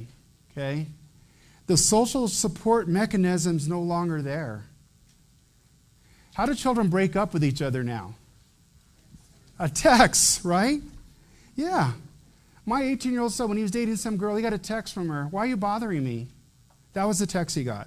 They spent a year going to school together, hanging out together, and then she said, school's over, why are you bothering me? And he goes, are we broken up? And she goes, yes, that's what this text means. That was it. And how do you, as a parent, do you talk to a child That's their social skills though, right? I always laugh because every time I go home, there are all these kids. So I live on the west side near Cabazon. There's a nice park there. And there's usually probably about 35 to maybe 50 people like this. What are they playing? Pokemon Go. At least they're getting out, right? And the nice thing is once in a while they actually have one-on-one because they run into each other because they're doing this the entire time. But that's about it. That's their social. But traffickers know that. Predators know that. They know how to get online and meet these children. Okay. So other individual factors, history of child abuse, neglect, unfamiliar with the location, of course, runaway. That's a big one. If a child's running away, do we just run them back home? Or do we try to find out what they're running away from? I've learned that firsthand from my partners here, that sometimes children run away, and they're running away from something, and we need to try to figure out what that is. We need to bring in the folks that know how to work with them and try to figure out why they're running away. Because it's easy, and as law enforcement, I know the guys that are back there, I mean, I was on patrol, I'd say, why did you run away? And get in the car, I'm taking you back home. And they run away again and again and again. What are they running away from? Okay? You had a question? Sorry. Isn't that difficult when predators can use that? Because running away isn't illegal. Right, good. So she asks, is it not difficult? The predators can use that because running away is not illegal. Yes, predators do use that, and it is difficult. And that's why we have to ask more questions. And as law enforcement, then we may come in contact with them first, or if they may go to New Day, or they may go to some other drop-in that we have in the metro area around the state, that we have to ask those questions. Why are you running away? What are you being exposed to that you're running away from? Now, you know, we all know kids are kids. I mean, sometimes kids are just being, they're rebelling, right? But other times they're running away for a reason, and we definitely want to ask those questions. Disability or mental illness. Again, thinking back for the years that I worked sexual assault investigations, how many individuals that I talked to that had disability or mental illness that were sexually assaulted during that time, and they were actually being trafficked. Several cases. Homeless. Do we have a heavy homeless population in our state? Yes. Believe it or not, it's all over the country, though. I travel a lot. I was in Alaska. There are a lot of homeless people in Alaska. I mean, but the homeless population is very vulnerable, right? Very vulnerable. So something my team did is we actually went to Healthcare for the Homeless, said if you determine that someone you're working with may be a victim of trafficking, call us immediately. Same with Joy Junction, again, St. Martin's, anywhere that homeless population may go. And of course, our partners and our committees and our core team, I mean, we definitely, if they detect that with some of the homeless population, they'll let us know as well. Low self-esteem is an individual factor, right? Truancy, some of you mentioned that, not showing up to school, limited, maybe not coming to school, limited resources. That child coming to school that hasn't bathed for days, that hasn't changed their clothes, they haven't seen them very often, and we'll talk more about that too. Delinquency language barriers, okay? And we'll talk more about language barriers as well. Substance abuse, again, child that's addicted to any type of substance. Distrust of authority. I've had many children tell me, I hate cops, I hate police officers, why are you bothering me? I'm not going to tell you anything, but we don't want to give up on them. Foster care, we've talked a little bit about that. And then adolescent development, not all developing the same. Some are very vulnerable. And then stigma and discrimination. And some are afraid to report because they're afraid that they may get in trouble, they may get deported, things like that. So relationship factors, there are different types of relationship characteristics that they may experience, okay? They may have a family conflict or disruption in the family, or even a dysfunctional family, or a blended family, okay? And what's happening within that family unit? Peer pressure to engage in risky behavior. That never happens, right? Yeah, that happens quite a bit. I mean, every parent's nightmare is that your kid meets the wrong kid, but what is that risky behavior? You know, those two girls working over at that club, the first girl started there saying, hey, I can make really good money doing this, and the other girl joined her. Is that risky behavior? Yes. Some of the other tips that we've received is risky behavior. Risky behavior is very common because some of these children think, well, I can make a lot of money and quickly just doing something that's inappropriate. Could be taking an image of themselves or performing a sexual act on an adult. Lack of long-term connection or sense of belonging. That's a big one. That's a big one, right? And we lose that with social media. I mean, what kind of connection do you have there? You know, some of the cases we get are from, we get them from Chat Roulette and Omegle. Are you familiar with those? So Omegle and Chat Roulette are basically, you have your webcam up so that you get control to this service, and then basically your webcam comes up every couple of, I think the 20-second loop. It may be a little more, a little less. But anyone could be in front of you, and they get to see you. So there's a lot of inappropriate things going on. But a lot of our children will use that to thinking they're going to meet the right person or meet somebody or be able to engage with someone. And you can meet someone quickly and then say, hey, meet me offline, or meet me on this other site, or meet me on Snapchat or something else. And you can actually venture off from there. There's more to it with those two sites, but right offhand, we received tips from them. And definitely concerning. So concerning that with our grant money this year, our office ordered they're about this big, and they slide, and you put them over your internet camera on your laptop, and then you can open it up when you want to use it, and then you can close it. I mean, most people put a piece of tape over that now. And I thought it'd be kind of cool to put that on there, but it actually says that it gives the 1-800 number and how to report a child predator. So if by chance they were making that stupid decision to have it open and go on Omegle, and someone does something inappropriate, they shut it, and then they call that number, and then at least we'll be able to do something, hopefully. So I'll have those at the State Fair if you come by and visit. And I'm sure they'll go fast, like Joey trading cards, you know. But many worked 3 years on the tool, so I want to at least give it a little bit of time for you, but you're going to get a chance to take it with you and actually play along with it, and you'll find that it's a great tool. And then we're going to talk a little bit towards the very end. I moved a slide around. We're going to talk about the difference between reporting to SCI, CYFD, and then reporting to the National Human Trafficking Hotline, the National Center, and there is a difference, okay? And I want you to have several options, but you, of course, are going to follow your policy that's within your school anyway. But I want you to know there are other options out there for you. All right, so real quick on the community risk factors, which a lot of these are common sense, but I wanted to throw them up there anyway. There is no clear understanding of human trafficking. I hear all the time that people confuse what human trafficking really is. We always assume human trafficking is actually moving somebody around or having them, like some of the cases you've heard where a person was brought here in a cage from another state.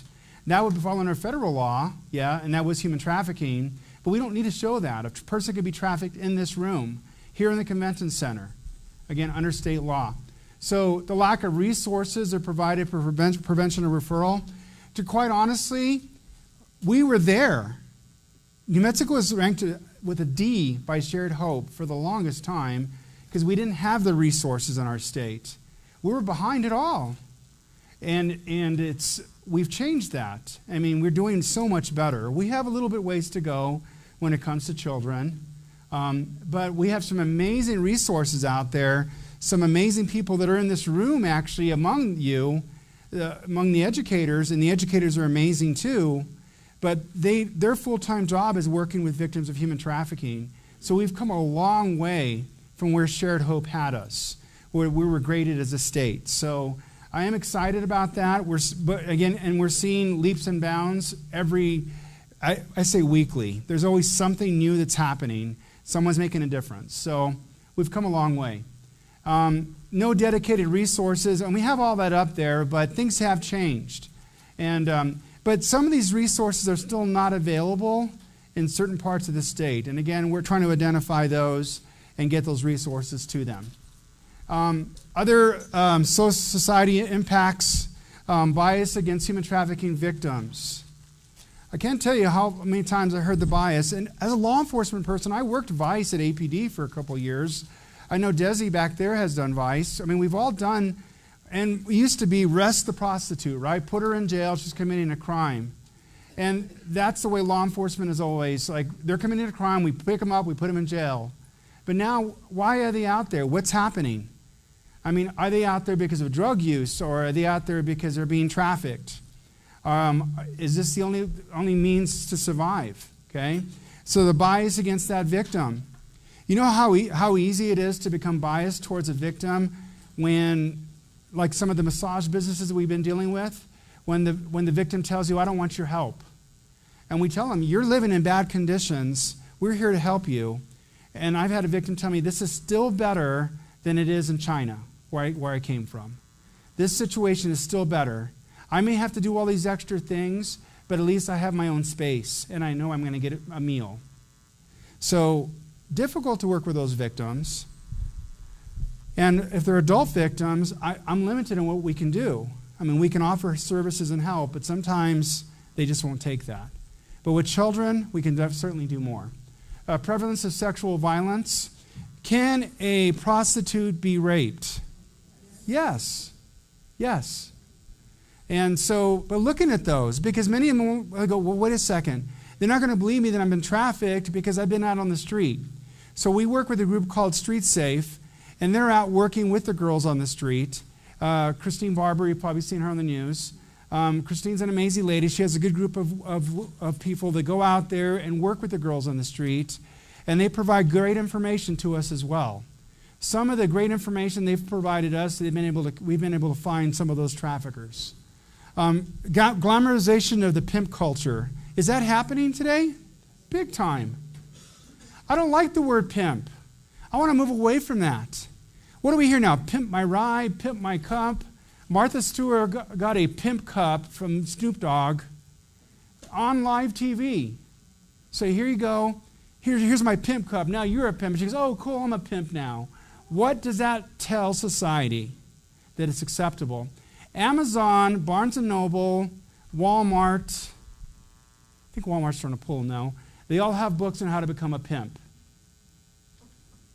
What does that tell our kids? Okay, that it's okay.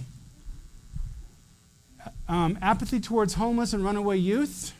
That happens a lot. We walk right by that homeless person. We see that family in the corner standing by the entrance and exit to Walmart, the children asking for help. Is that family being trafficked? Is that child being trafficked? What is that situation look like?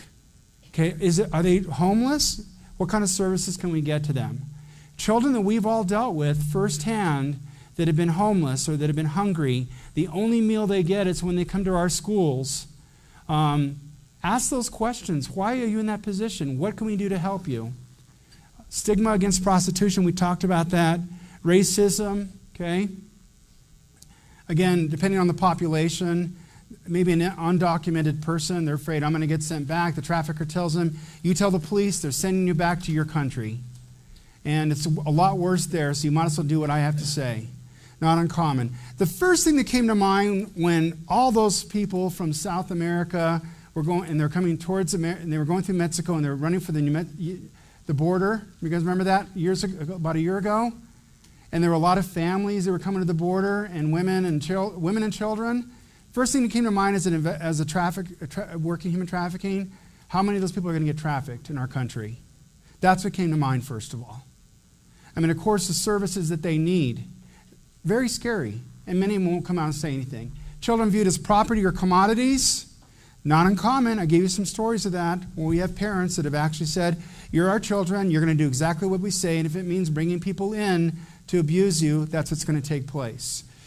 Social norms. We've talked to children where they thought the social norm was to have sex with an adult. a social norm.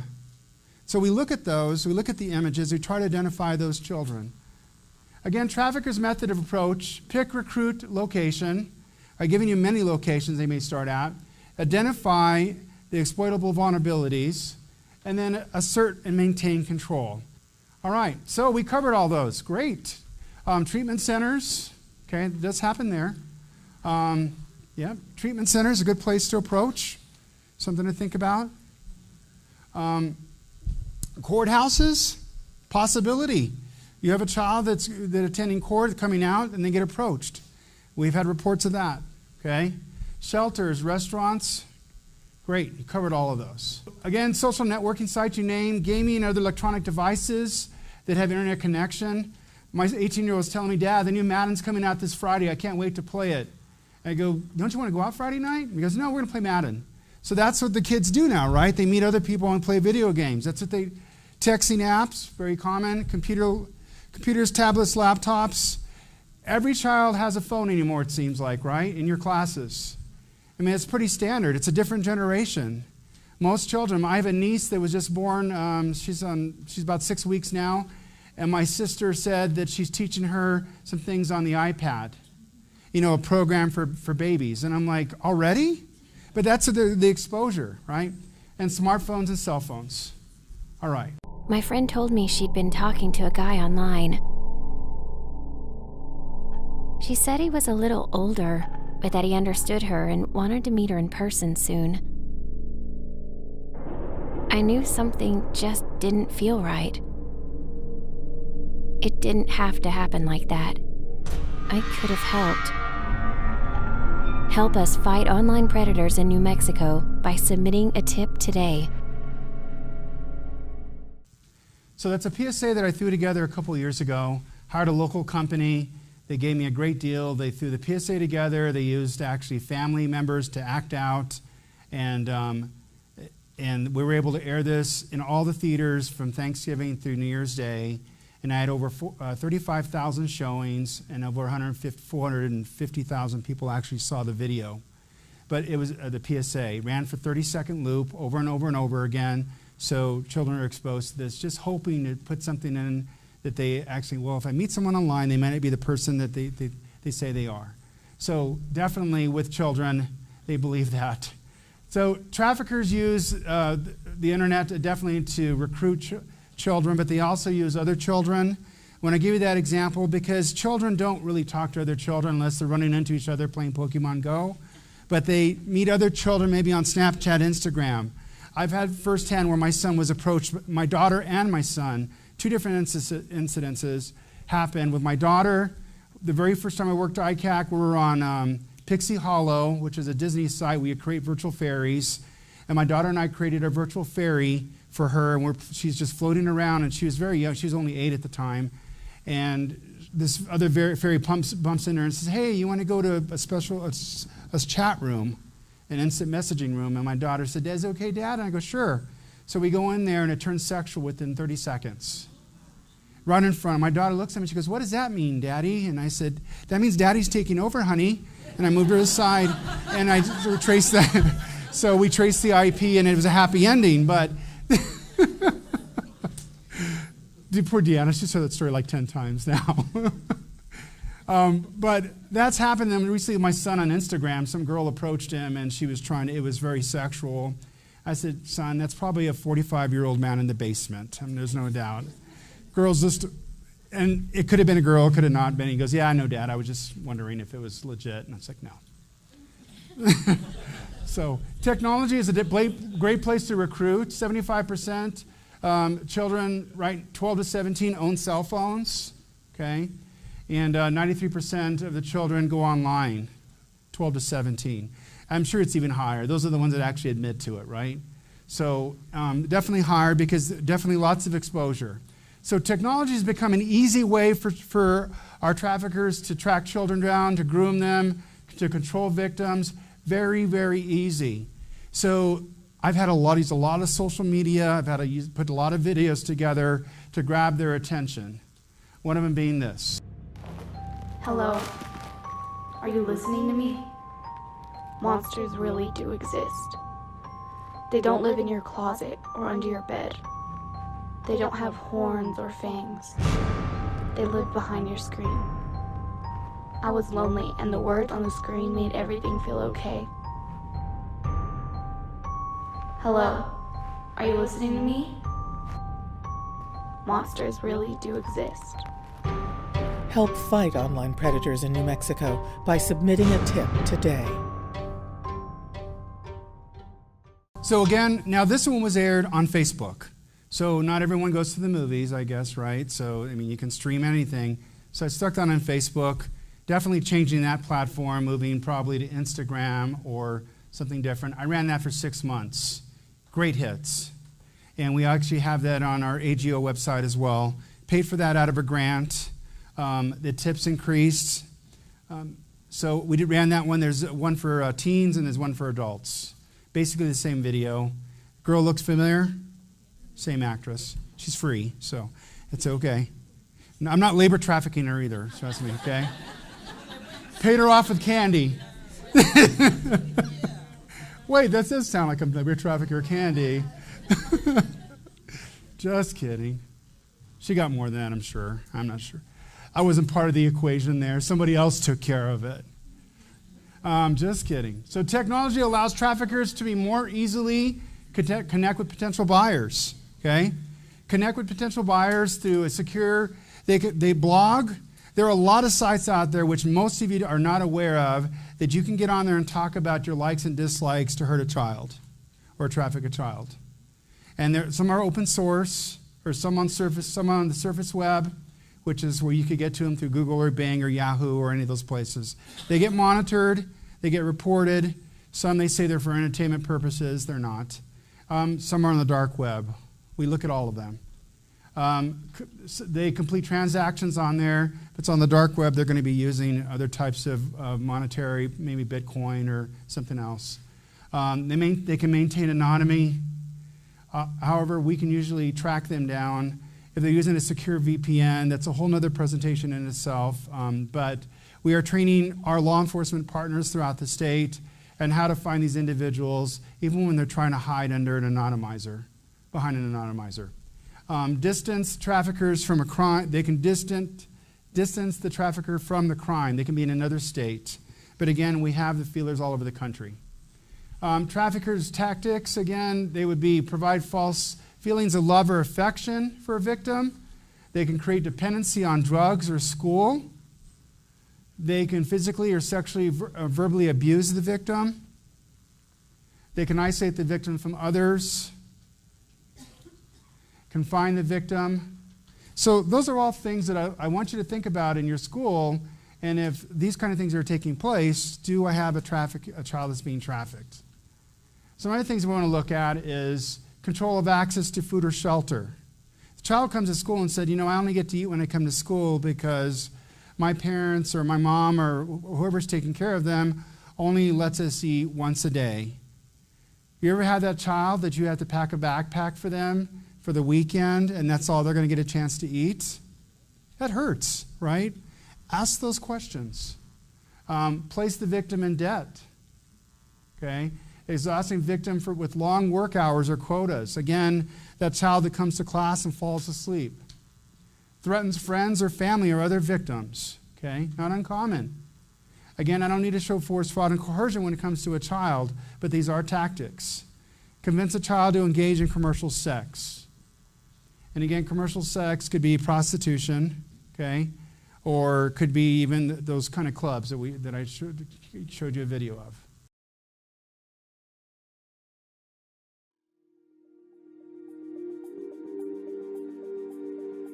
He loves me. He takes care of me.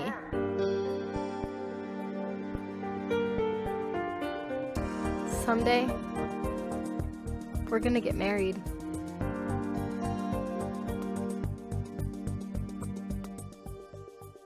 We just need to get some money first.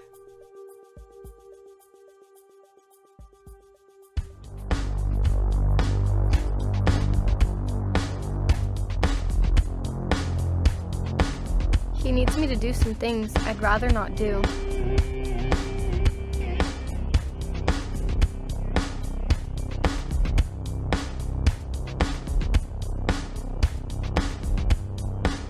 but it's just for a little while, so we can be together.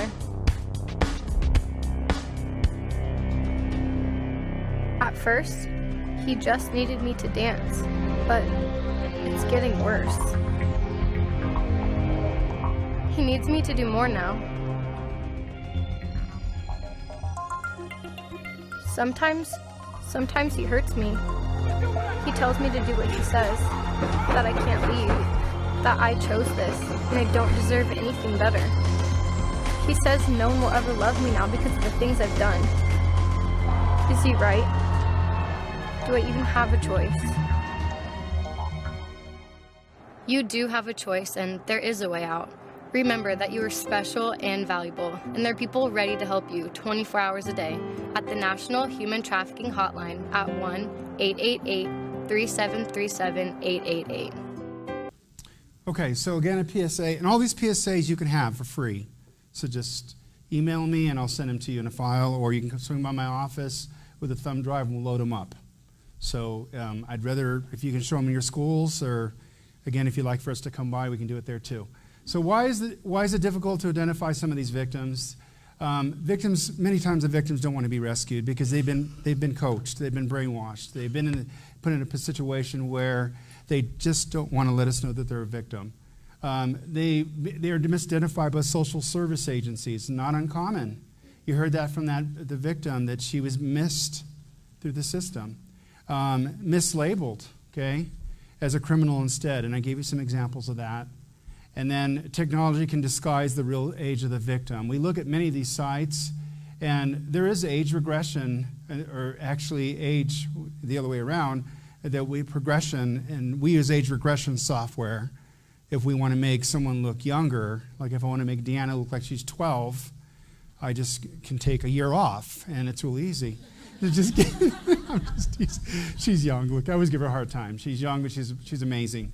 But it's easy because, I could take her to a park, have her swing on a swing, and I can make her look like she's very young, and we could use her as a decoy.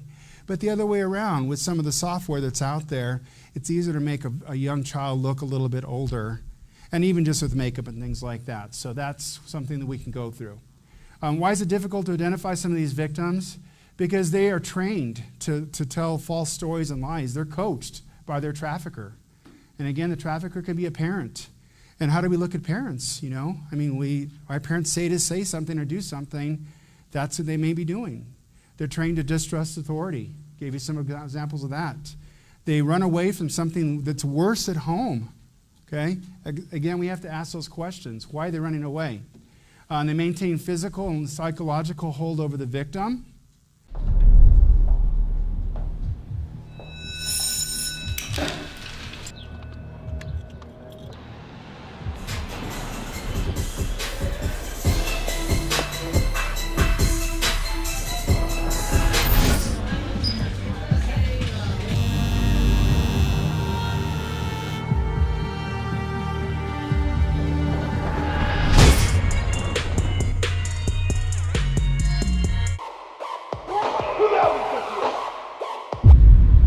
Hey, it's gonna be fun. Come over here.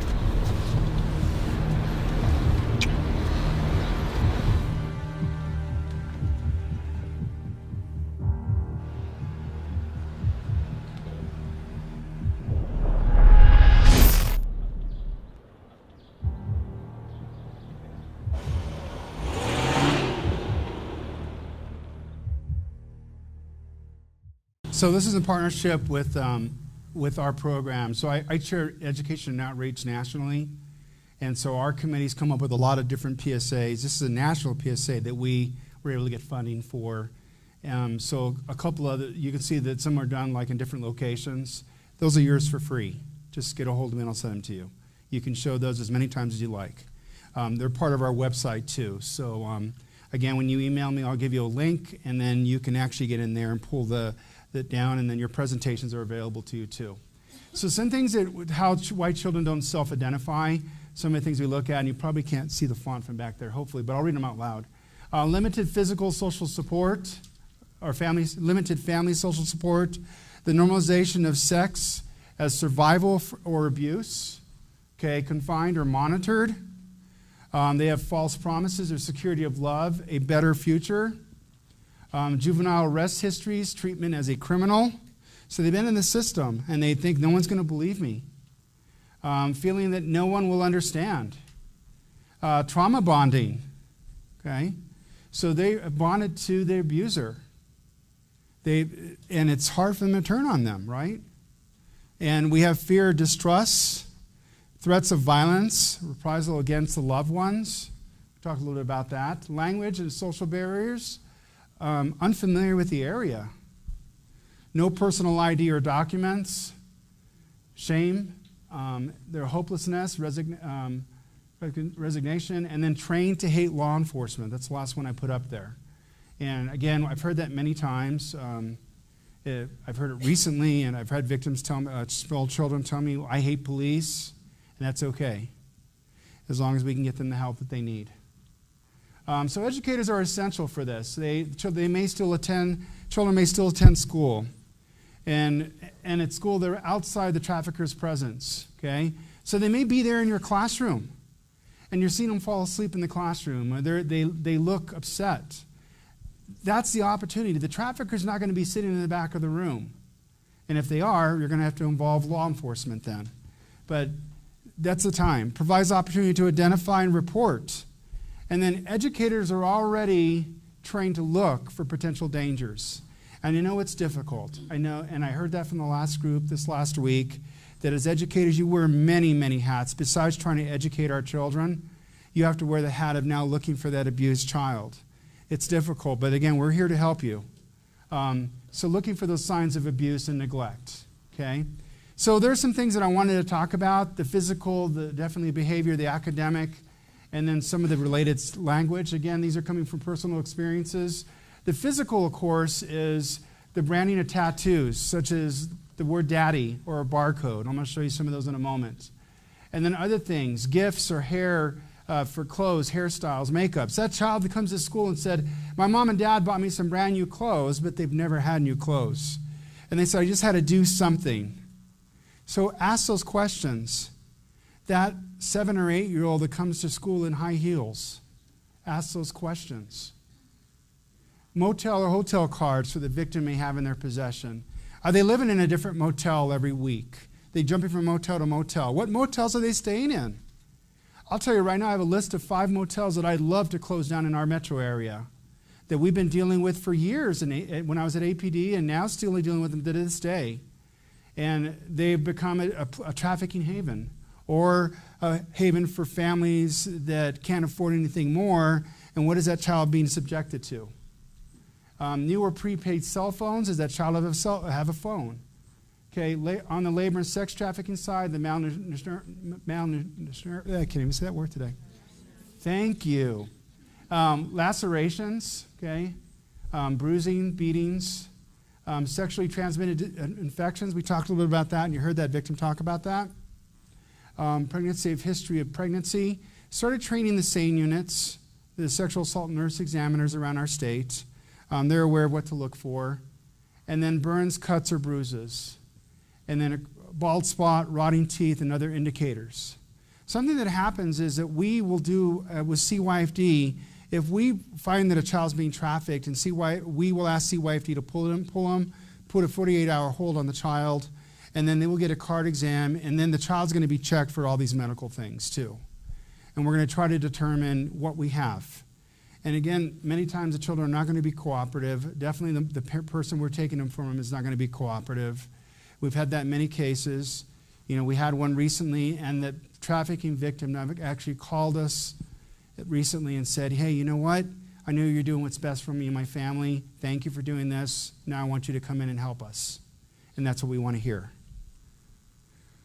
Some of the other identifiers, look for the tattoos. And if you can't see these, this is a barcode. This is a crown here. What's this here? Cigarette burns. Inside the lip, tattooed Ricky. Again, knowing what I know today, without a doubt, when I worked sex crimes, I was seeing this. When I worked domestic violence, I saw this. Again, a lot of the different types of tattoos where they're at. This has always bothered me, daddy's girl, because I have daughters and they call me daddy. because that's just, and they're innocent little girls, and that's what they refer to as their daddy.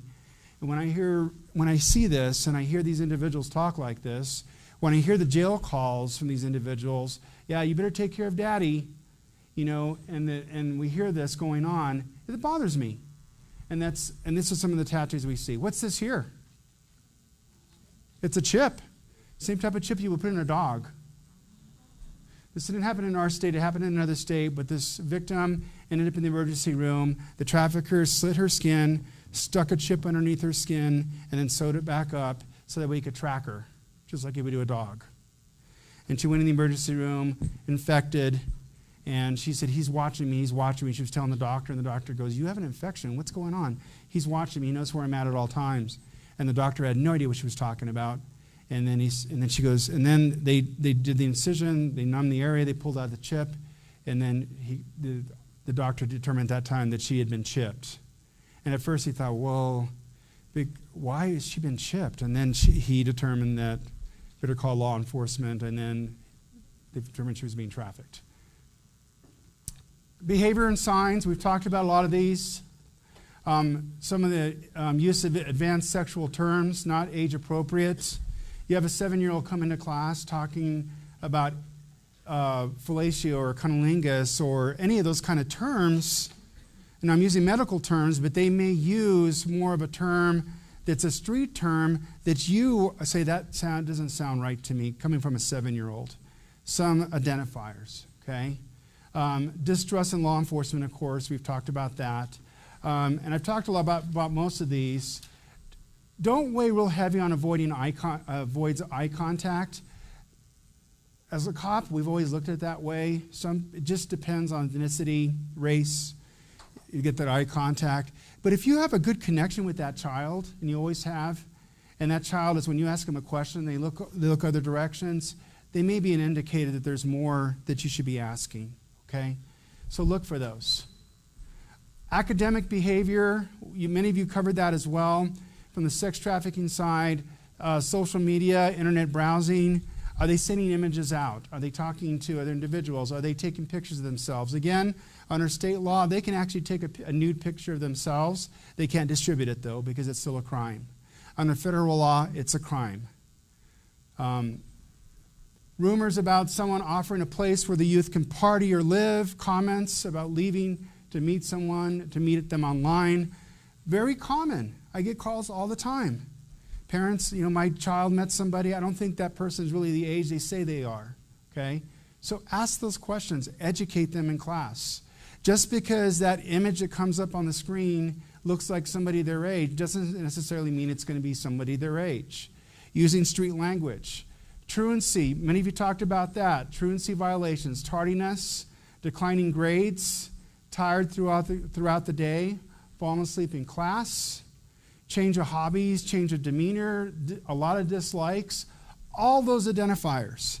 Some of it might sound like common sense. Sometimes we just see past that. Some of the language, and I apologize of you in the very back, you probably can't see the smaller font. Human trafficking language, the first one is caught a case. Caught a case means when a trafficker or victim has been arrested and charged with a crime. The word daddy, again, the one that bothers me, what traffickers often call themselves and how victims often refer to themselves. And just all the different terms that are used. These are just some terms that we've taken off reports, from jail calls, from interviewing victims. There are a lot more out there. If you're interested in more terminology, just get a hold of me and we'll send you more. But this is very common terms that is used on the street. The life being commercially or sexually exploited for prostitution in the game. One of the victims that we talked to real quick that you'll get a chance to meet, she told us, not today, but at one of our conferences, that her trafficker actually contacted a trafficker in another state and went on the job training with him. And the payment was he had to bring a girl with him and pay the other trafficker for that. And then he got to spend a day or a week with that trafficker to train on how to be a good trafficker or a pimp. And then he came back, and then the victim that we worked with, who is an amazing lady, she tells us that that's how he became a trafficker, because he learned from another person in another state. Again, which is the reason I have problems with the books that they put out on how to become a pimp. Because what are we teaching? The step-by-step on how to do it, right? What to do if a child makes an outcry. Make sure you and the victim are safe. Big part of it. Remain calm. That's going to be difficult for you. The child's going to say, my mommy or daddy made me do this last night. My boyfriend made me do this yesterday. It's going to be difficult, okay? Remain calm. Assure them that they did the right thing to tell you and they're not to blame, okay? Even when the child gets put in a situation that you can't believe they got put in that situation, that they had to perform a sex act on someone, they're not to blame, okay? Do not make promises about what will happen to the trafficker. We as cops want to do that all the time. We always want to say this guy's going to go, this person's going to go to jail for the rest of their life. And we use other words too.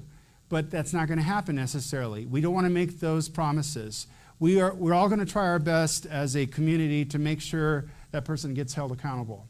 Let the child tell their story, but leave questioning to law enforcement or social services, okay?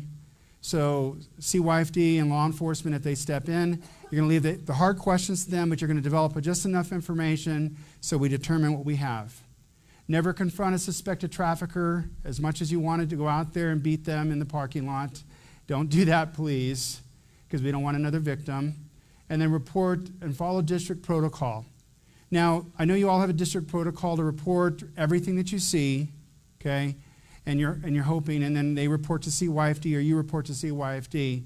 But we're going to talk more about that in a minute, and how your protocol is in place. But sometimes when you report things through the internals channels, sometimes it takes a little bit longer for something to happen, where there's other hotline numbers that can be called as well, which come directly to us. And I'll give you those numbers in a moment.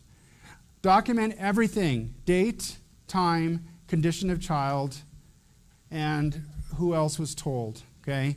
Because I'm going to do that. I'm going to ask you, I'm going to probably get everybody in a round table and ask each person individual questions, and I'm going to want to know those answers to those questions. Finally, recognize exploitation. Recognize that all kids are at risk of exploitation. Doesn't matter where you teach school. All children are at risk for exploitation. I used to always, I work in the Northeast Heights, or I live in the Northeast Heights. It'll never happen there. It happens everywhere. Doesn't matter. I gave you an example of the International District. Doesn't matter if it's there. People are people, okay? So it could happen anywhere. And again, technology has the reach to go anywhere, right? Anywhere there's internet signals. We're going on Navajo Nation land because their bandwidth has increased. And we're seeing more trafficking on Indian land now, okay? In some of the isolated areas where they're just able to get water and electricity, and they now have internet, trafficking can occur there as well. There's no such thing as a good kid or bad kid when it comes to exploitation. Remember that? Even if the child is you're like, oh my gosh, I can't believe. I mean, well, I know I can't believe it. This kid always gives me a hard time in class, uses profanity, always causing problems. And you find out that child is being trafficked. What has happened? Recognize the traffickers, recruiters, and recruit victims of all ethnicities, all racial genders, all social economic, and all age lines. All, okay? Children are very vulnerable, very vulnerable. Socially, well, that's the reason we've had an increase of trafficking with children, because they're very vulnerable. They have no social skills. We see that. I mean, everything is focused on social media. I have 1,000 friends on Facebook, but I only know 5 of them really, right? Recognize a trafficker brutalizes children that they traffic, okay? And there is a difference, okay? You have a recruiter and you have a trafficker. The recruiter could be that child that's finding your child or trying to convince them that they should go to this party, they should buy, or they should do something. That's the recruiter. The recruiter is very low key and does all the grooming many times. And then you have the trafficker. The trafficker can do both. The trafficker is more aggressive, will actually rape the person, will beat them, will do other things that are very aggressive to maintain control over the child or adult. Okay. And then understand our children are being exploited. Okay. And coming from internet crimes against children, we've worked hundreds and hundreds of cases every year. Again, 480 tips, not including all the chatter we've seen going back and forth in all the other cases. So hundreds and hundreds of cases that our children are being exploited. These are the phone numbers that I shared with you earlier. The National Human Trafficking Hotline is 1-800-THE-LOST. Easy to remember, 1-800-THE-LOST.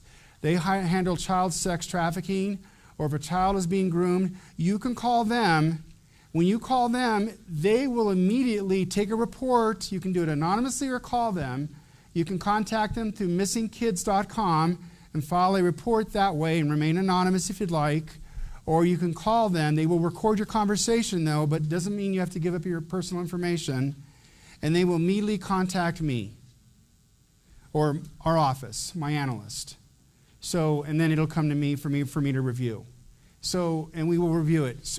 And if it's a priority call, if a child is being trafficked right then, and you call them, they will call my cell phone.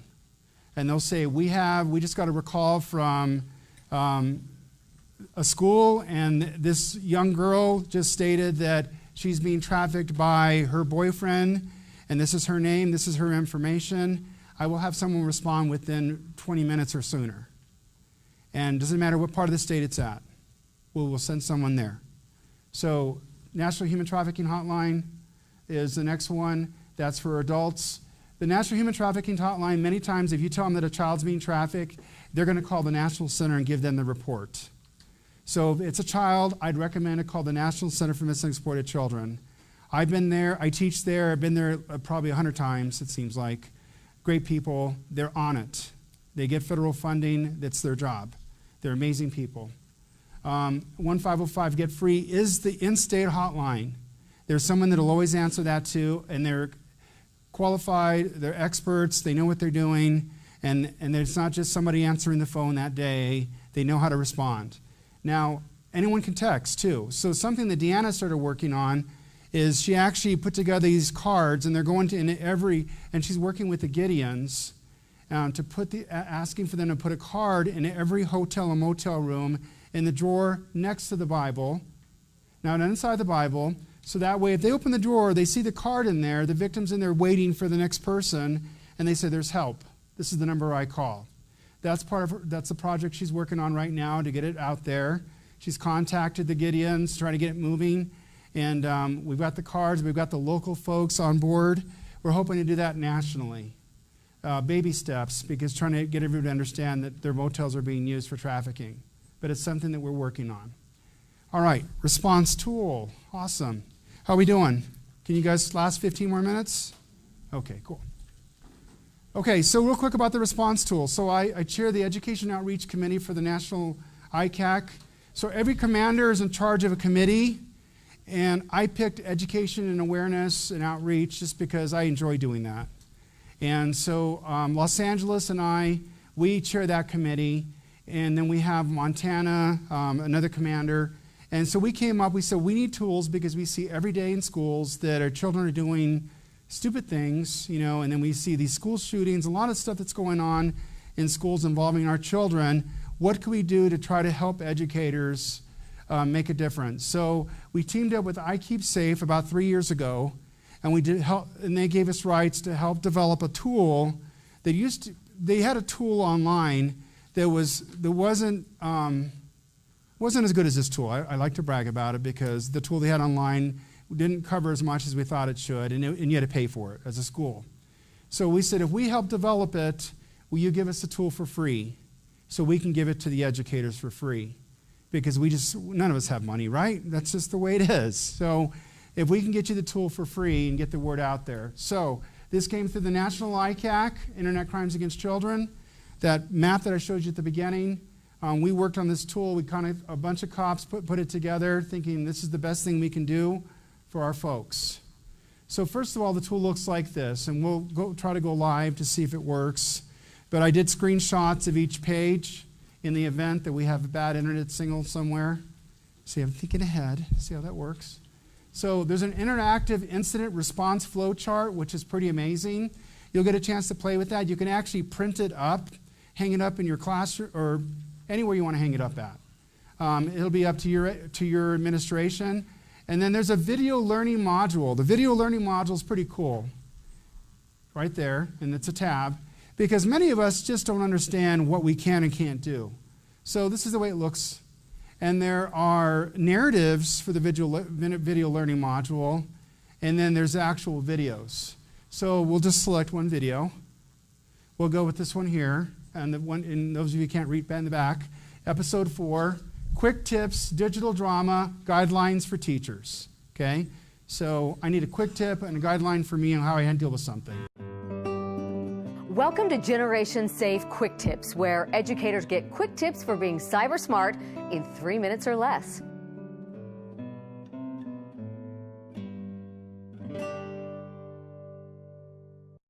A few months ago, Jamie Rodemeyer, a 14-year-old boy from Western New York, committed suicide after his classmates tormented him for being gay.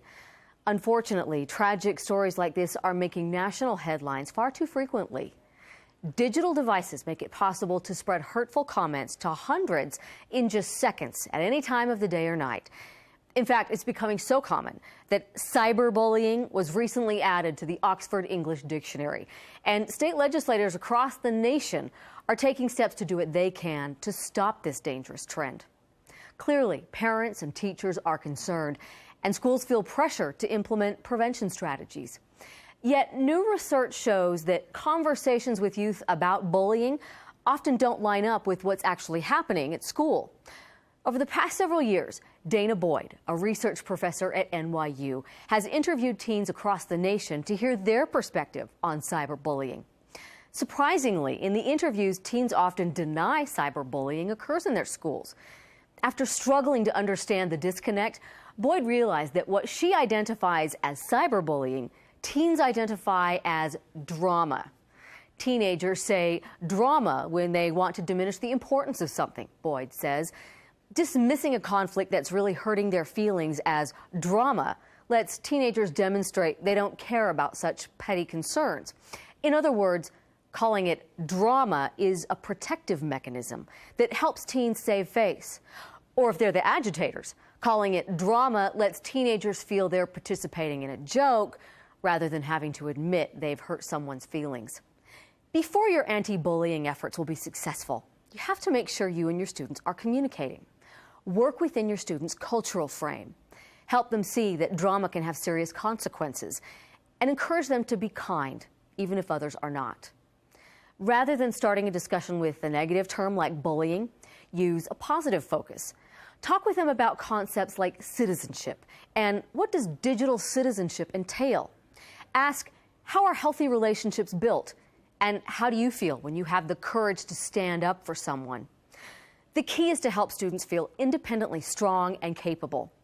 They need to feel confident that you'll be empathetic if they come to talk to you. Tie into your discussion any school initiatives or character ed effort that might be used at your school, with which students will be familiar.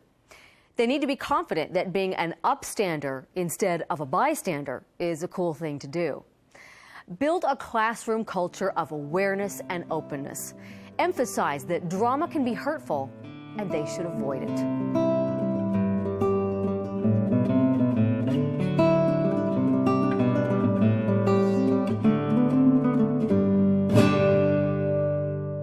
So with these videos, we've actually put them all on YouTube, but the links are here on the site.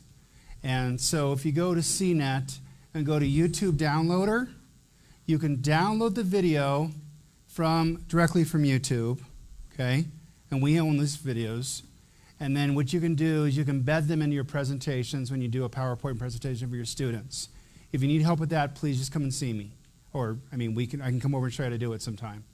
Whatever you need. And I'll show you how to do it where you don't have to fumble and try to look for the internet and then go in there and try to find the videos, because you'll need an internet connection to watch the videos and for any of this, the response tool.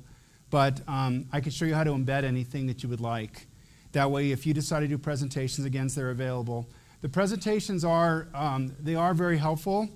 And, come on. They're very helpful. There's a quick, this one's reasonable suspicion on cell phone searches. What can you search on a cell phone as an educator, okay? Without walking all over the evidence. Now, as an ICAC commander, I have 6 labs throughout the state of New Mexico that does computer forensics and cell phone forensics, and I'll have a mobile lab soon. So I ask for you not to step all over the evidence. If we have a predator we're trying to catch, you involve law enforcement immediately, and then they'll seize the phone, and then we'll handle proper legal process so we can go into the phone. And we have the right tools to go in there forensically so we don't destroy the evidence. Because if the child's being exploited through online, through their phone, which most likely that's what it's going to be taking place, I need that evidence. And so we'll dump the phone ourselves. There's also involving your local police, quick tips in detecting cyber incidences, law enforcement cooperation, legal framework, and we put in there reasonable suspicion, not that one, the quick tips for sexting. That's a big one. We get a lot of those questions all the time about sexting, so please feel free to, so those are different videos, and then there's the narratives, of course, that are attached to those. And there's also narratives on different subjects that are not covered in the videos. But again, they're available through YouTube, CNET, YouTube downloader. Then you can directly from YouTube, and then you can put in your PowerPoint. And if you're an educator and you want to go back and educate your staff, you can do it that way too. We've also included an incident investigation tool link. Okay, and this is the big part of the tool. This is the exciting part of it. So part of that response tool is here, and many of you probably can't see it because the font's small.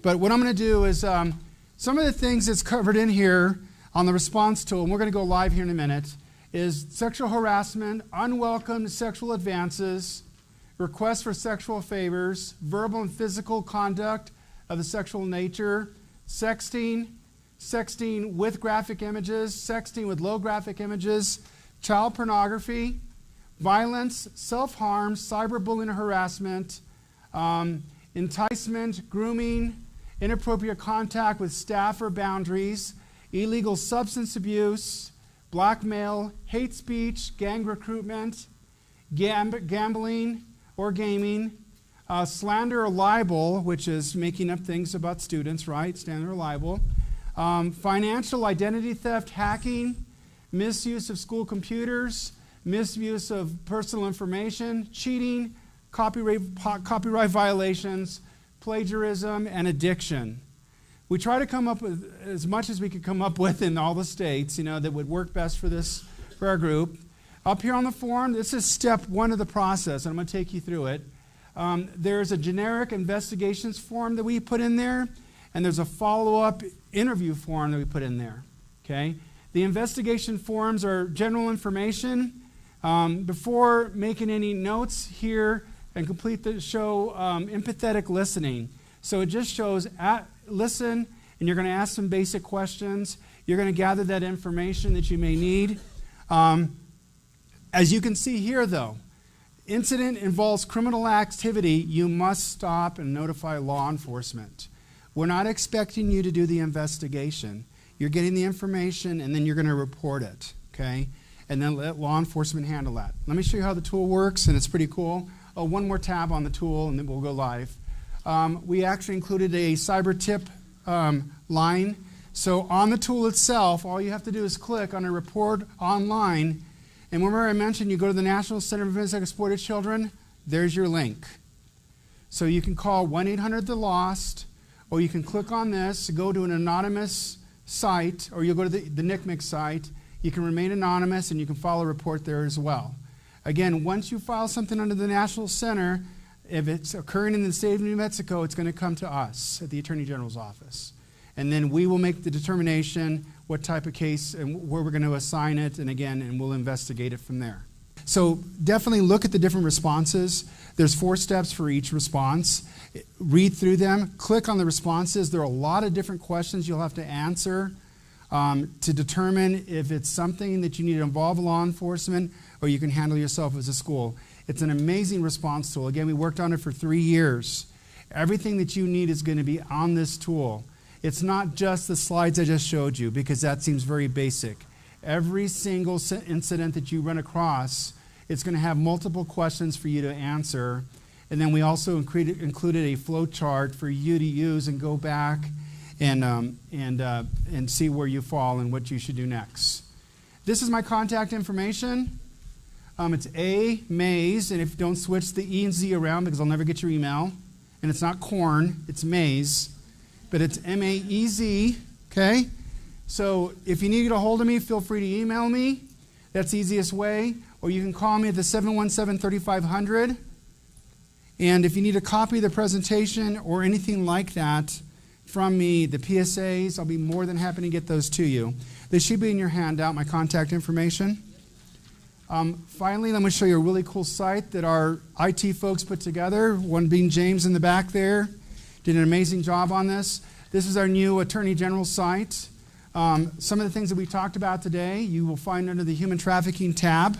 Okay? Some of the videos, some of the useful resources that we discussed today are going to be under the Human Trafficking tab. Under the Internet Crimes Against Children tab, you'll find Common Sense Media. You'll find a lot of the videos that I talked about. And there'll be a lot of other tools that you can use as an educator, as a parent, and how to educate yourself and educate the parents that you're meeting with.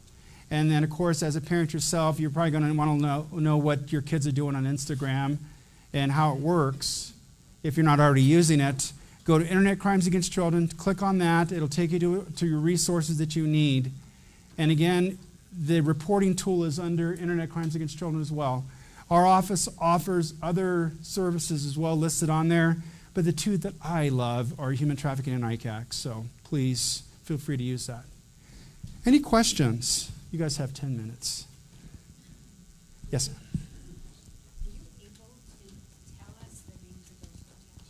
Am I able to tell you the name of the hotels?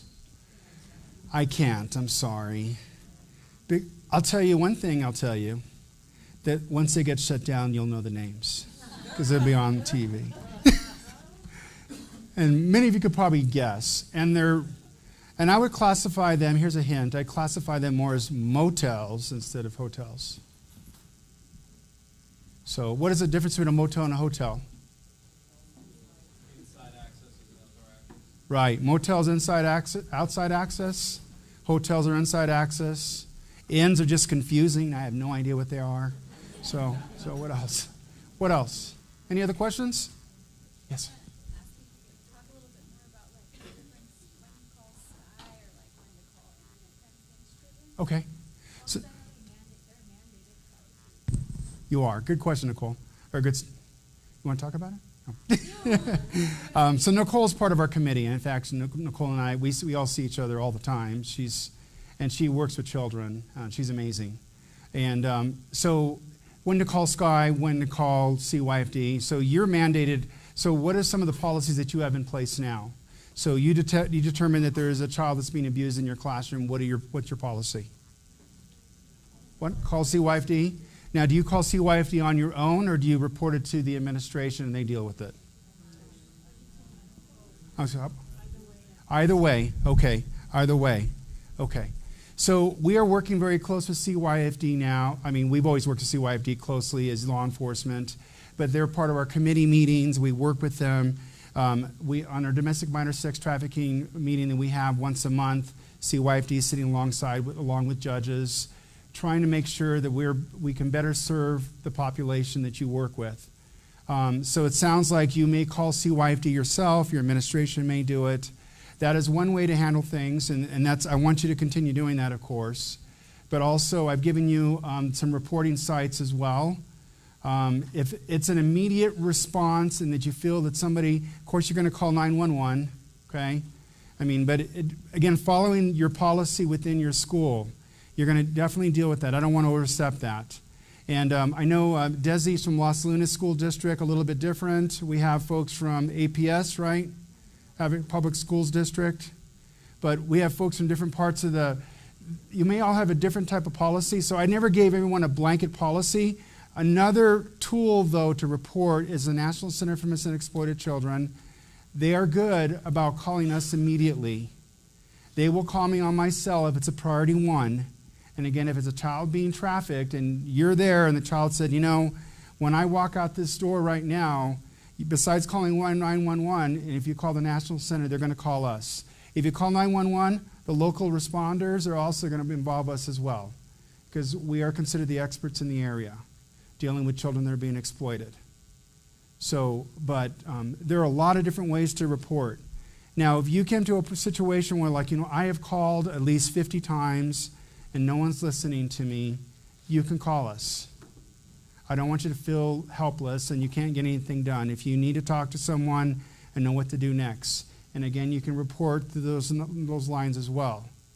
But I have someone on call 24/7, and I'm on call 24/7 with my folks, that if we can help you or answer some questions, just reach out to us. I mean, that's what we're there for. We're there to help, to serve you, to help you in any way.